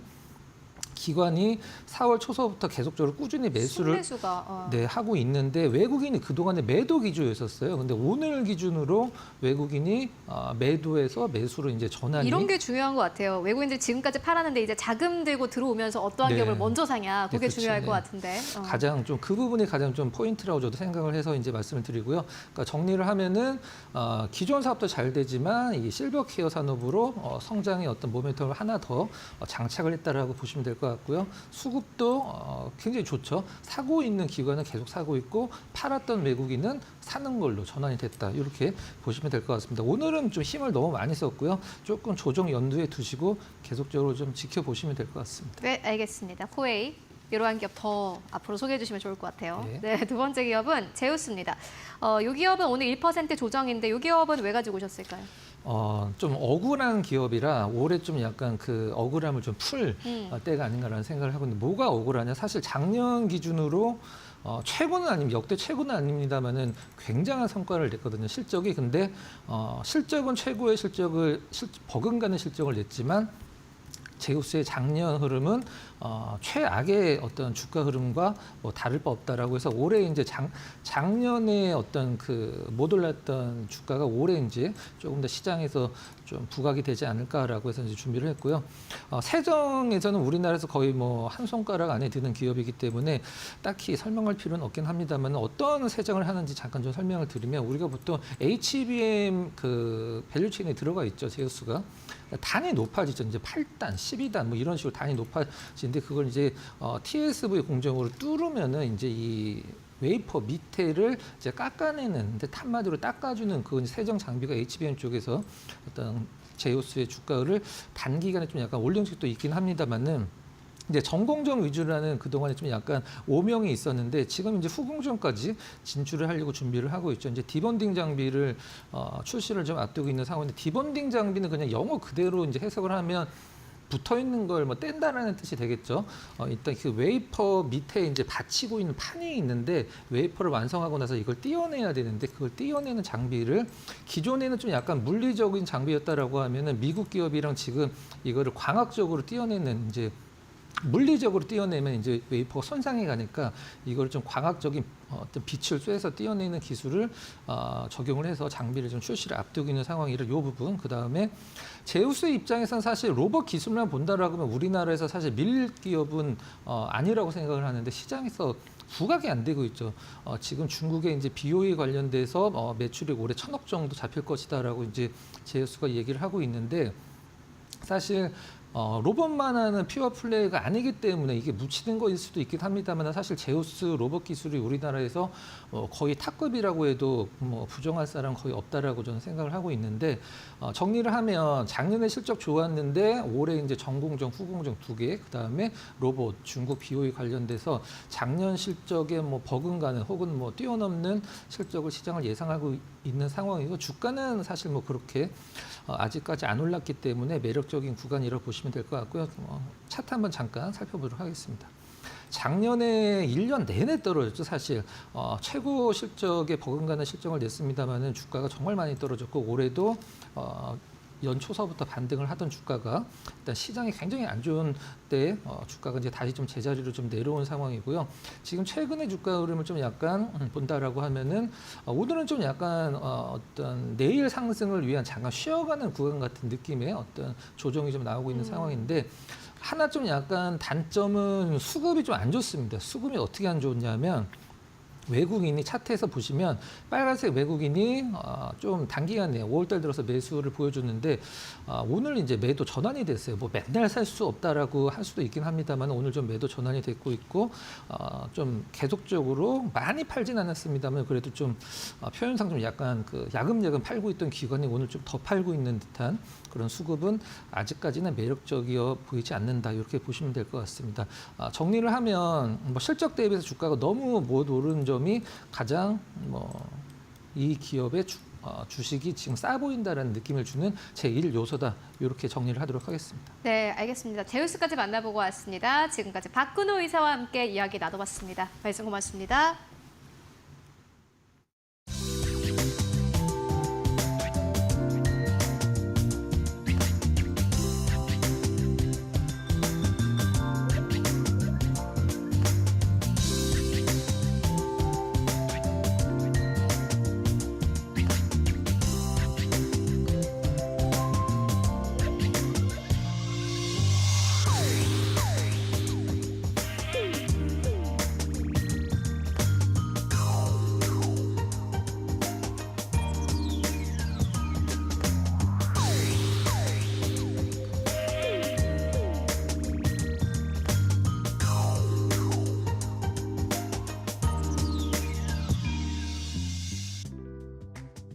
네, 마감 전략 세워보고 가도록 하겠습니다. SK증권 이천 PB센터로 가보도록 하겠습니다. 서용훈 차장 연결되어 있습니다. 안녕하십니까?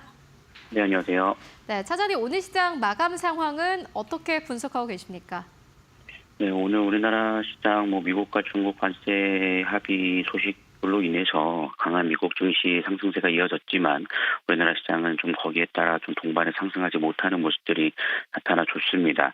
올해 코스피 지수는 원조세로 좀 마감이 됐고 상대적으로 코스닥은 소폭 상승하는 모습들로 마감이 됐지만 미국 시장의 상승폭에 비한다라면 그렇게 큰 상승을 기대하기는 좀 어려웠다라고 좀 볼 수 있겠고요. 수급에 있어서도 외국인의 매수세가 들어왔으나 1,000억 미만의 매수세로 들어오면서 상당히 좀 저조한 수급들이 좀 이어지면서 나타나줬다라고 볼 수 있겠습니다. 2,600선에 대한 부분들이 좀 돌파는 나왔지만 그 이후에 강한 상승은 만들어지지 못했다라는 점을 감안해 본다라면 단기적으로 좀 눌림목이 나올 수 있다라는 점들도 염두에 보실 필요가 있겠고요.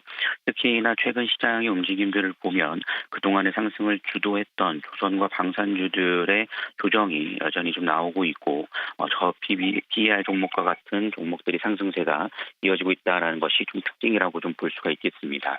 그래서 그런 특징들이 계속해서 나타나주면서 변동성을 좀 염두에 볼 필요가 있다라고 말씀을 좀 드릴 수 있겠습니다. 지금 시장이 좀 올라오긴 했지만 변동성은 주의해보자라고 의견 주셨고요. 그렇다면 오늘 시장에서 보시는 기업 있으실까요? 네, 오늘 제가 관심 있게 보고 있는 종목은 파크 시스템스라는 종목을 좀 보고 있는데요. 원자 현미경을 보유함으로써 AFM 장비를 개발하면서 반도체나 디스플레이 쪽에 대한 흐름이 좀 이어지고 있는 기업이라고 좀 볼 수 있겠습니다. 여기에 따라서 최근 ROE가 22%까지 성장을 하는 모습들을 보이면서 추적 성장이 나타나주고 있고 외국인과 기관의 수급들이 함께 동반되고 있다는 점을 본다라면 추가적인 상승을 좀 기대해 볼 수 있는 만큼 관심 있게 좀 살펴볼 필요가 있지 않을까라고 말씀 좀 드리겠습니다. 네, 파크 시스템스 지금부터 주목해보자라는 의견으로 정리해보도록 하겠습니다. 말씀 고맙습니다. 네, 감사합니다. 네, 장 마감 약 5분가량 남겨두고 있습니다. 마감의 기술로 바로 들어가겠습니다. 오늘은 SK증권 영업부 금융센터 이청원 차장 모셨습니다. 어서 오세요. 예, 안녕하세요. 네, 반갑습니다. 간밤에 나스닥이 많이 올라서 기대하신 분들도 있었을 것 같은데 오늘 우리 시장은 그에 비해서는 좀 아쉬웠던 것 같아요. 네, 전반적으로 그 기대를 제가 제일 크게 한 것 같은데 시장이 지금 못 갑니다. 여기에서 우리가 한번 생각을 해볼 수 있는 것은 시장이 최근에 4월 9일 코스피 기준으로 2284포인트를 찍고요.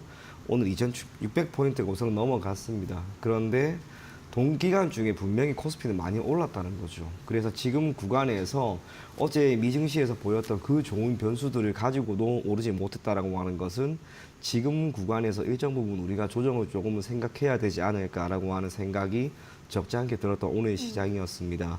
시장이 크게 오르기 위해서는 1차적으로 우리나라는 반도체가 가야 됩니다. 네. 그런데 그런데 오늘도 반도체는 우선은 못 갔고요. 최근에 조선과 또 방산 쪽이 적지 않은 조정이 지금 조금씩 나오다 보니까 이걸 대체할 수 있을 만한 강한 섹터가 지금은 없는 거죠. 그래서 시장은 역시나 오늘 못 갔다라고 볼 필요가 있습니다. 그럼에도 불구하고 시장에 긍정적인 영향을 미칠 만한 변수는 분명히 어제 있었습니다. 미국과 중국의 관세 협상에 대한 긍정적인 진척이 본격적으로 있었다는 것. 구체적으로 미국과 중국의 상호 관세를 무려 115%포인트나 인하를 합니다. 미국과 중국 모두 각국에 부과한 관세 중에 24%포인트를 제외하고 모든 부분을 90일 동안 유예했고요. 덕분에 중국에 대한 미국의 관세율은 30%, 미국에 대한 중국의 관세율은 10%로 낮아졌습니다. 이것이 어제 미국 증시를 기반으로 하고 있는 금융시장에는 큰 호재로 작용을 했습니다. 물론 아쉽게 우리 증시에는 그러지 못했습니다만 큰 틀에서 보면은 실물 경제는 결국에는 개선될 가능성이 분명히 있다라고 하는 거죠. 적어도 미국과 중국의 무역 협상이 꾸준히 진행이 되었고 나름대로 좋은 결과가 나왔기 때문에 외교와 정치, 경제의 측면에서 우리나라가 얻는 이득이 저는 분명히 크다 그렇게 보여집니다. 그리고 이 모든 것들은 결국 시간을 두고 기업의 실적에 긍정적인 영향을 미칠 것이고 그렇게 실적이 개선되는 가운데 아쉽게 오늘은 시장이 못 갔으나 추가적으로 외국인들의 자금 유입에 따라 시장은 얼마든지 더 갈 수 있을 것이다. 그리 보여집니다. 덕분에 지난 금요일부터 시작을 해서 시장은 분명히 약간의 변화가 있었습니다. 대표적인 게 4월 4일 이후 외국인이 모두 우리나라에서 6조 5천억 원 정도를 순매도를 보였습니다. 그 가운데 핵심은 반도체 무려 5조 5천억 원이었습니다. 비록 오늘 들어서 종가까지 반도체 쪽에서 적지 않게 윗꼬리를 강하게 달리는 모습이 나왔다 할지라도 반도체 쪽에서 외국인들의 매수세가 들어오는 것을 우리가 부정적으로 볼 필요는 전혀 없다라는 거죠. 특히 반도체가 조금 더 가시적으로 탄력적으로 움직여준다면 코스피가 되든 코스닥이 되든 사실상 눌림목 같은 것은 배제하고 한 번에 주가가 그리고 시장이 올라갈 수 있는 그런 변수다라고 보여집니다. 그런 면에서 반도체 쪽에 유입되었던 외국인들의 매수세를 우선은 긍정적으로 보자. 그렇게 이야기를 드리고 싶고요. 오늘은 다른 것보다 로봇 쪽이 강하게 움직였습니다. 어제 테슬라의 주가 상승, 그로 인해서 옵티머스를 기반으로 하고 있는 휴머노이드 로봇에 대한 기대감이 다시 한번 묻어나는 거죠. 중간중간 로봇 관련된 이야기가 참 많이 있었습니다만 연초에 1, 2월에 보였던 그 정도 수준의 상승은 지금 보이지는 않습니다. 주가에 상당 부분의 조정이 있었는데 그 가운데 뜻하지 않은 좋은 이슈가 나옴에 따라서 로봇 관련된 기업들도 이제 다시 한번 갈만한 때는 또 되지 않았나 그리 보여집니다. 그 가운데서도 최근에 신규로 상장을 했던 나우 로보틱스라고 하는 종목이 눈에 매우 뚜렷하게 들어옵니다. 참고로 동사 같은 경우에는 상장한 지 이제 4거래일째인데 동사가 여전히 매출액이나 실적에 대한 부분은 좋은 편은 아닙니다. 그럼에도 불구하고 업황에 대한 기대감이 있기 때문에 오늘 주가가 올랐다라고 하는 것은 로봇 섹터는 현재 기준으로 실적이 그래도 나와야 하는데 그래야 주가가 올라갈 것인데라고 생각했던 그것보다는 여전히 이러한 모멘텀이라고 하는 것에 따라서 로봇 섹터는 오르고 있다라고 보는 게 저는 맞지 않을까 그리 보여집니다. 두산 로보틱스의 실적이 조금 아쉬운 면이 있다 하더라도 이렇게 다시 올라갈 수 있고 로봇 관련된 기업들이 오른다라고 하는 것은 긍정적으로 보자. 그런 생각이 들었던 오늘 시장이었습니다. 네, 좋습니다. 로봇 관련주까지 함께 점검을 해봤고요. 코스피는 장중에 2620포인트까지 오르기도 했지만 현재는 2600선에 걸터서 마감 기다리고 있습니다. 그래도 2600선 유지해주려는 모습 포착이 되고 있고요. 코스닥의 경우에도 오름세 유지하면서 731포인트에서 마감 기다리고 있습니다. 수급 보시면 오늘 코스피에서 그래도 외국인들의 매수세 유입이 됐고요. 기관과 개인은 동반 매도 우위였습니다. 개인 이틀째 순 매도세, 코스닥에서는 외국인과 기관의 동반 매도 우위 매수 우위 포착이 됐습니다. 개인 나홀로 매도세였습니다. 우리 증시 마감합니다.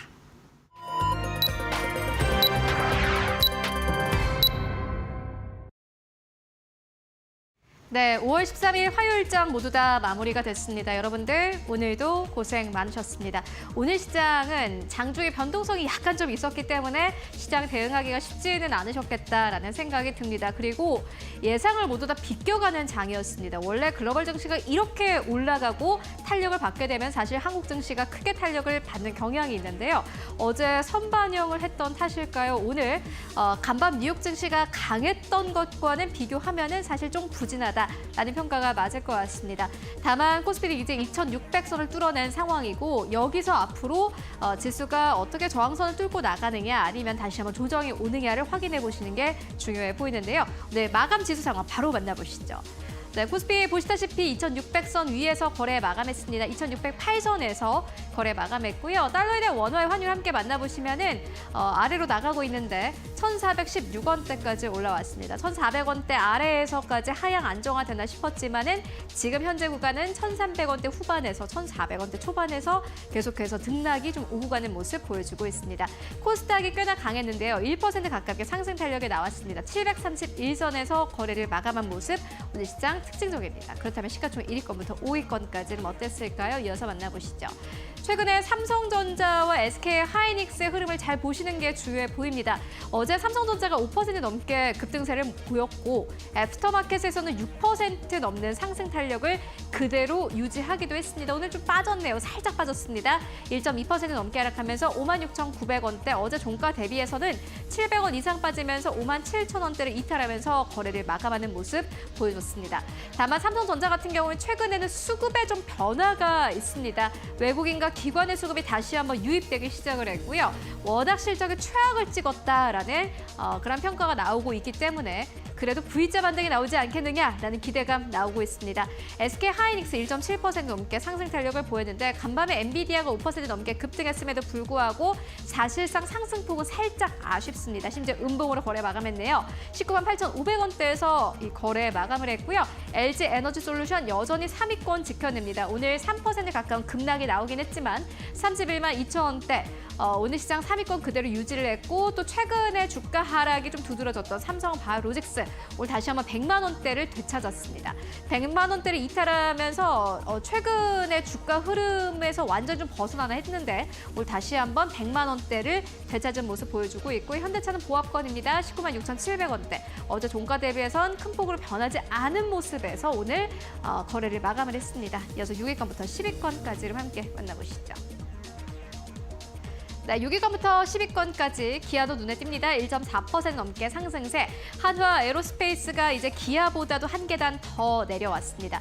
방사는 빠르게 올라온 만큼 또 차익 실현이 빠르게 나오는 모습 보여주고 있고 이번 주에 시가총액 5위권에서 7위권까지 빠진 모습 함께 확인하실 수 있습니다. 1.9% 넘게 빠지면서 80만 4천 원대 다만 양봉으로 거래 마감한 모습 함께 확인하실 수 있고 HD 현대중공업 1.2% 넘게 상승 40만 9,500원대에서 종가 형성했습니다. 11위권부터 15위권까지를 함께 만나보시죠. 네, 11위권부터 15위권까지 셀트리온 1.6% 넘게 반등, 한화오션도 1.9% 넘게 반등. 한화오션 같은 경우에는 어제 전반적으로 좀 조선주가 좀 부진했음에도 불구하고 상승 탄력이 나온 게 특징이라고 할 수 있겠고요. 오늘도 77,700원대에서 종가 형성했습니다. 신한지주 강보합권, 반면에 네이버와 현대모비스 1% 조정받으면서 거래 마감했습니다. 이어서 코스닥 1위권부터 5위권까지를 함께 만나보시죠.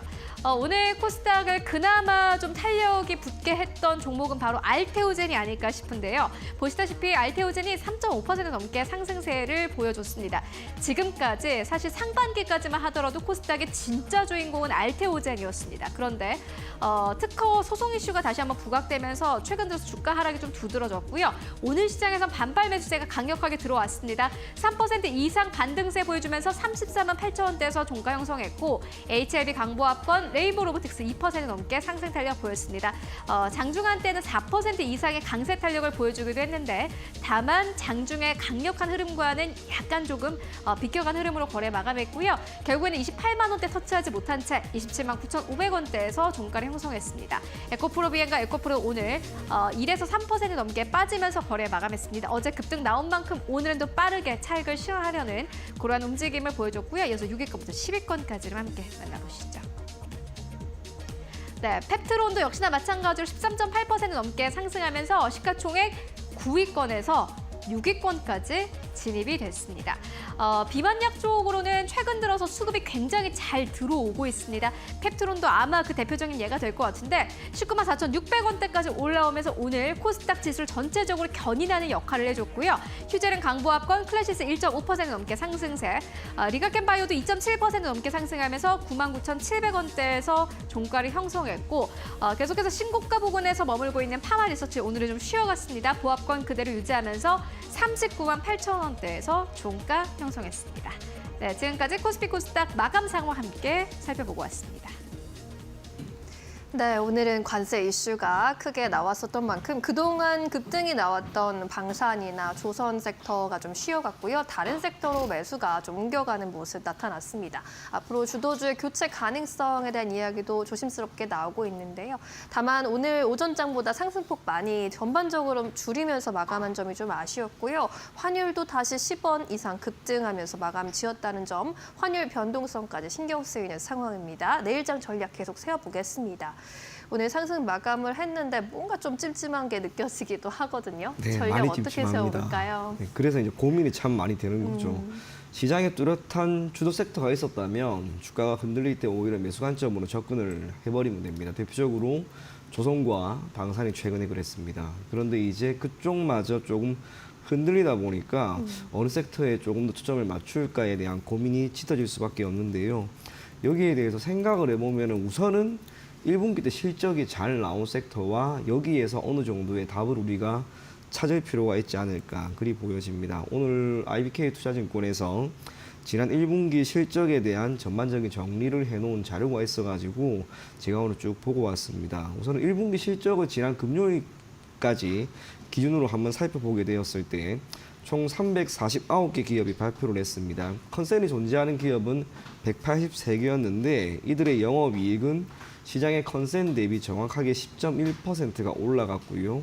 여기에서 삼성전자와 SK하이닉스를 배제한다 하더라도 전체적으로 6.2%가 올라가는 모습을 보였습니다. 제 기억이 맞다면 지난해 1분기 때도 우리나라의 상장사들에 대한 실적 우려가 있었습니다만 1분기 실적 발표했을 때 전반적으로 괜찮았습니다. 대표적으로 석유화학 쪽이 매우 괜찮았던 거 제가 기억을 하고요. 네. 2023년 같은 경우에는 조선이 그때 어닝 쇼크가 나올 거다라고 했는데 어닝 서프라이즈가 딱 나왔습니다. 그리고 그때부터 지금까지 거의 2년 동안 랠리를 보이는 거죠.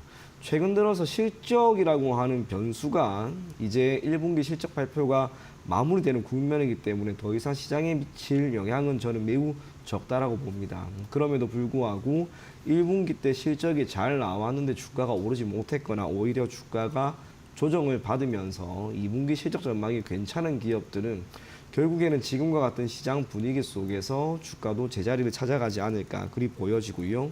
업종별로도 이제 쭉 한번 살펴보게 되면 에너지나 소재, IT 산업재 이쪽이 참 괜찮았습니다. 그중에서도 에너지 같은 경우에는 우리가 흔히 알고 있는 국제 유가를 기반으로 하고 있는 정유 섹터는 그리 좋은 편은 아니었습니다. 반면 신재생 에너지와 같은 대체 에너지와 관련된 기업들의 주가 흐름이 매우 괜찮고 실적도 괜찮았고요. 그 가운데 배터리 기업이라고 할 수 있는 LG 엔솔이라든지 SK 케미칼 같은 기업들의 실적은 영업이익 기준으로 예상 그 컨센 대비 30% 이상이나 나온 서프라이즈 기업이었습니다. 그리고 HD 그룹들도 거의 대다수가 서프라이즈가 나온 거죠. 그렇다면 이제 여기에서 우리가 한번 생각을 해볼 것은 어떤 종목을 선택하고 어떤 섹터에 1차적으로 관심을 가질 것인가 참 어렵습니다. 그러면 우선 실적이 잘 나오고 이러한 전망이 크게 흔들리지 않은 섹터를 보는 게 저는 맞지 않을까 그리 보여지고요.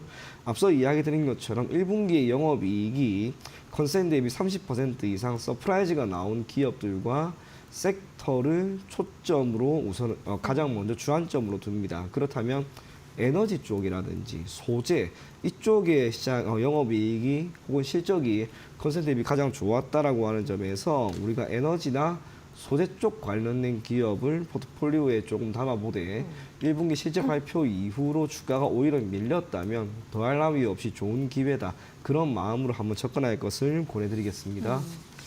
네, 1분기 실적이 좋았던 기업들 그리고 2분기 실적 전망까지 괜찮은 기업들 지금 이 시점에서 잘 살펴봐야겠습니다. 에너지 소재 쪽도 좋다라고 좀 힌트를 주시기도 했는데 그렇다면 이제 종목으로 넘어가 보도록 할게요. 시초가 공략주 살펴본다면 우리 어떤 종목을 집중해 보는 게 좋겠습니까? 저는 금호석유입니다. 금호석유가 1분기 때 실적이 잘 나왔습니다. 네. 앞서 이야기 드린 것처럼 지난해에도 어닝 서프라이즈였습니다. 제 기억에 지난해 1분기 때 석유화학 쪽이 왜 이렇게 좋게 나왔지? 라고 생각을 했는데 그 당시로는 합성 고무 쪽이 좋았던 거죠. 반면 이번 1분기 때는 합성 고무뿐만이 아니라 전반적으로 석유화학에 속한 몇몇 산업들, 크게 석유화학은 합성 고무와 합성 수지, 합성 섬유 그리고 정밀화학 이렇게 네 가지로 나뉘어지는데 동사가 지금 냈다, 흑자 전환 혹은 수익성이 더 개선되는 모습을 보였습니다. 1분기 어닝 서프라이즈를 보입니다. 전체적으로 1분기 영업이익은 전년 동기 대비 53% 증가한 1,206억 원을 기록을 했고요. 컨센 대비도 무려 52% 수준을 상회합니다. 앞서 이야기 드린 것처럼 지난해 1분기에도 좋았고 올해 1분기도 좋았기 때문에 한편으로 이게 계절 효과가 있나라는 생각이 드는데 큰 틀에서 지난 몇 년 동안의 실적을 살펴보게 된다면 굳이 계절 효과 때문만은 아닌 듯합니다. 세부적으로 이제 조금 더 보면은 우선은 동사가 주력으로 하고 있는 합성고무, 참고로 우리가 알고 있는 여러 가지 석유화학 기업들 중에는 LG화학이 그래도 기타 합성수지 사실상 수요가 가장 많고 시장 규모가 큰 곳이죠. LG화학이 가장 큰 기업이라고 할 수 있는데 동사가 합성고무만큼은 LG화학은 물론이고 글로벌 시장에서도 내놓으라 할 수 있는 기업들마저 제칠 정도로 매우 유명한 그런 기업이라고 할 수가 있습니다. 합성고무 쪽이 전년 동기 대비 53.4% 증가한 460억 원의 영업이익을 기록을 했고요. 영업이익률은 6.3%입니다. 해당 부분에 있어서의 영업이익률이 6.3%면 사실상 그리 높은 편은 아니지만은 지난해 기준으로도 살펴본다면 영업이익률 6.3%는 상당히 높았다는 거. 전 분기에 0.4%밖에 안 되었습니다. 그렇다면 영업이익 자체가 크게 개선이 될 수 있을 만한 어떠한 변수가 있었다라고 우리가 볼 필요가 있는 것 같고요. 합성 수지 같은 경우에는 52억 원 흑자가 나왔습니다. 영업이익률은 1.5%밖에 되지는 않지만 적자였던 사업부가 이제 흑자로 전환이 되었다는 것. 에너지와 정밀화학 쪽은 영업이익률이 무려 22.3%입니다. 실적은 436억 원이었고요. 아무래도 정밀화학이 마진율이 높죠. 그러다 보니 동사가 이쪽에서 실적을 상당 부분 많이 견인했다라고 할 수가 있고, 페놀은 자회사 근무 P&B를 기반으로 해서 19억 원 정도 흑자가 나왔습니다. 전체적으로 동사는 결국 합성 고무가 어떻게 되는지에 따라서 실적에 대한 전망이 꽤나 많이 갈릴 수가 있는데, 지금 합성 고무와 함께 전체적으로 공급을 하고 있는 이 천연 고무 시장이 경작지가 지금 철저하게 줄어듭니다. 세계적으로 인도네시아와 태국 이 두 가지가 천연 고무 생산지에 따른 경작지가 절반 이상을 보유하고 있는데, 이게 지금 지난 몇 년 동안 계속해서 줄어드는 거죠. 줄어든 자리를 대체하고 있는 게 여러분들이 좋아할 수도 있는 그런 과일입니다. 두리안입니다. 네. 중국에서의 수요가 많기 때문에 경작지를 지금 전부 다 바꾸고 재배를 할 수 있는 과일로 바꾸는 거죠. 천연 고무에 대한 생산량이 줄어들 수밖에 없다라고 한다면 여기에 대한 대체제인 합성 고무에 대한 수요는 늘어날 수밖에 없을 것이다라고 보는 게 저는 맞지 않을까 그리 보여집니다. 뿐만 아니라 합성 수지 같은 경우에는 경제 상황과 적지 않게 연관이 있는데, 실물 경제가 회복이 될 수 있을지 없을지는 아직은 알 수 없습니다. 우리나라 같은 경우에는 GDP 기준으로 경제 성장률이 지금 2% 미만이 나올 것이다라고 하는 전망은 나오고 있고요. 전 세계적으로도 미국 같은 경우에는 제가 연초만 보더라도 2.3%, 2.1% 정도 수준이었는데, 미국과 중국의 관세라고 하는 해당 변수로 인해서 1%대까지 지금 떨어지는 거죠. 물론 경제 성장률이라고 하는 것이 예전과 동일한 수준으로 계속해서 올라갈 필요는 없습니다. 경제 규모 자체가 커지기 때문에 필연적으로 성장률이 조금 떨어진다 하더라도 전체적인 파이는 커지기 때문에, 그렇다면 경제 성장률이 미국의 경우에 대략 2% 내외에 우리나라 같은 경우에도 그 정도 수준만 자리를 잡는다면 석유화학 제품, 특히 플라스틱에 대한 수요는 필연적으로 늘어날 것이다라고 보여지고요. 제가 손익계산서를 여러 번 살펴보면서 가장 좋았던 것은 동사의 영업이익 자체가 지난해 기준으로, 지난해 4분기 분기 단위로 한번 보게 되면 불과 특정 한 분기만에 영업이익이 12배가 늘어납니다. 근데 매출액 같은 경우에는 고작 5%밖에 늘지가 않았어요. 이거 철저하게 비용에 해당하는 매출 원가에서 찾을 수가 있는 거죠. 국제유가가 지금 하락세가 매우 뚜렷하죠. 석유화학은 결국에는 원유라고 하는 한 가지 변수에서 기초 유분을 이렇게 추출하는 그 모든 것들의 매출 원가가 많이 갈립니다. 기초 유분이라고 할 수 있는 여러 가지 제품 중에 아무래도 부타디엔이라든지 뭐 에틸렌 그리고 프로필렌 같은 경우는 어떻게 만들어내느냐가 중요한데, 네. 지금 시장 상황은 국제 유가의 하락으로 기초 유분의 생산 단가가 지금 낮아진 것이고, 비슷한 수준의 매출액을 보인다 하더라도 영업이익이 크게 늘어나게 되는 그러한 상황을 맞았던 거죠. 그래서 1분기 때 동사가 이렇게 어닝 서프라이즈가 나왔다면 지금 국제 유가가 쉽게 반등을 하지는 못하고 있습니다. 적어도 지금 4월 이미 넘어갔고요. 5월까지 국제 유가는 조금씩 더 빠졌죠. 이게 만약에 생산 단가에 반영이 된다면 2분기 때 실적도 크게 흔들리진 않을 거다 그리 보고 있습니다. 전체적으로 올해 영업이익은 4,349억 원 수준이 전망이 되고 있고, 지난해 기준으로 바닥이다라고 하는 평가가 나오고 있습니다. 그런 면에서 1분기에 보였던 이러한 어닝 서프라이즈의 흐름이 2분기에 꼭 어닝 서프라이즈가 아니라 하더라도, 실적이 조금만 개선이 되더라도 주가는 조금 더 오를 가능성이 있지 않을까 그리 보여집니다. 주가 흐름도 한번 보게 되면 며칠 전에 실적 발표했을 때 주가가 밀렸습니다. 실적이 좋아졌는데 주가는 지금 제자리에 그대로 있는 거죠. 시장 상황도 개선이 되고 있고 실적 발표에 따른 충격을 오히려 받았습니다. 그러면 지금 구간에서 주가가 밀린다 하더라도 밀리는 그 폭은 크지 않을 것이다라고 생각이 되기 때문에 금호 석유화학 여러분들이 한번 관심을 가졌으면 좋겠고요. 네. 목표 가격은 13만 원, 손절 가격은 10만 원 제시해 드리도록 하겠습니다. 네, 지금 미중 관세 전쟁 해결의 실마리가 좀 나왔고 중국에선 강력한 내수 부양책도 나온 상황이어서 경기 민감 업종에 대한 또 관심 커지고 있는데 석유화학 업종에 대한 이야기 짚어주셨고요. 지금 유가도 약세 기조인데다가 합성 고무 중심의 실적 개선세 이어질 수 있을 것이라고 전망해 주셨습니다. 목표가 13만 원까지 기대해 보도록 하겠습니다. 오늘 여기까지 이야기 들을게요. 자세한 설명 고맙습니다. 네, 감사합니다.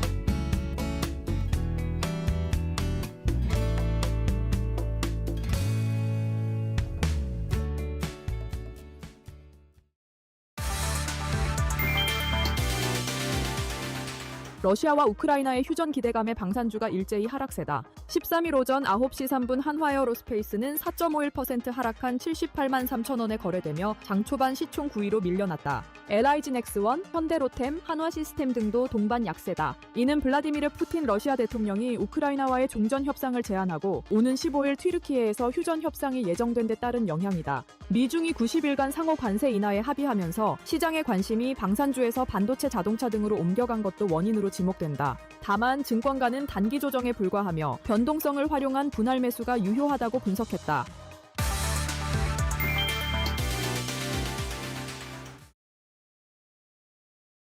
네, 오늘 한국 증시는 사실 간밤 뉴욕 증시에 비교해서는 약간 부진하긴 했지만요. 그럼에도 뉴욕 증시가 좋았다라는 부분은 한국 증시에게는 모멘텀이 되는 부분입니다. 이러한 상승 탄력을 오늘 밤에도 이어나갈 수 있을지 함께 확인해 보시면 좋을 것 같습니다. 네, 양호한 관세 협상 결과가 나오긴 했지만 여전히 신중한 입장을 유지해 나가야 한다라는 의견도 계속 들려오고 있습니다. 여러 가지 의견을 종합해서 저희는 내일 또 더 유용한 정보와 함께 돌아오겠습니다.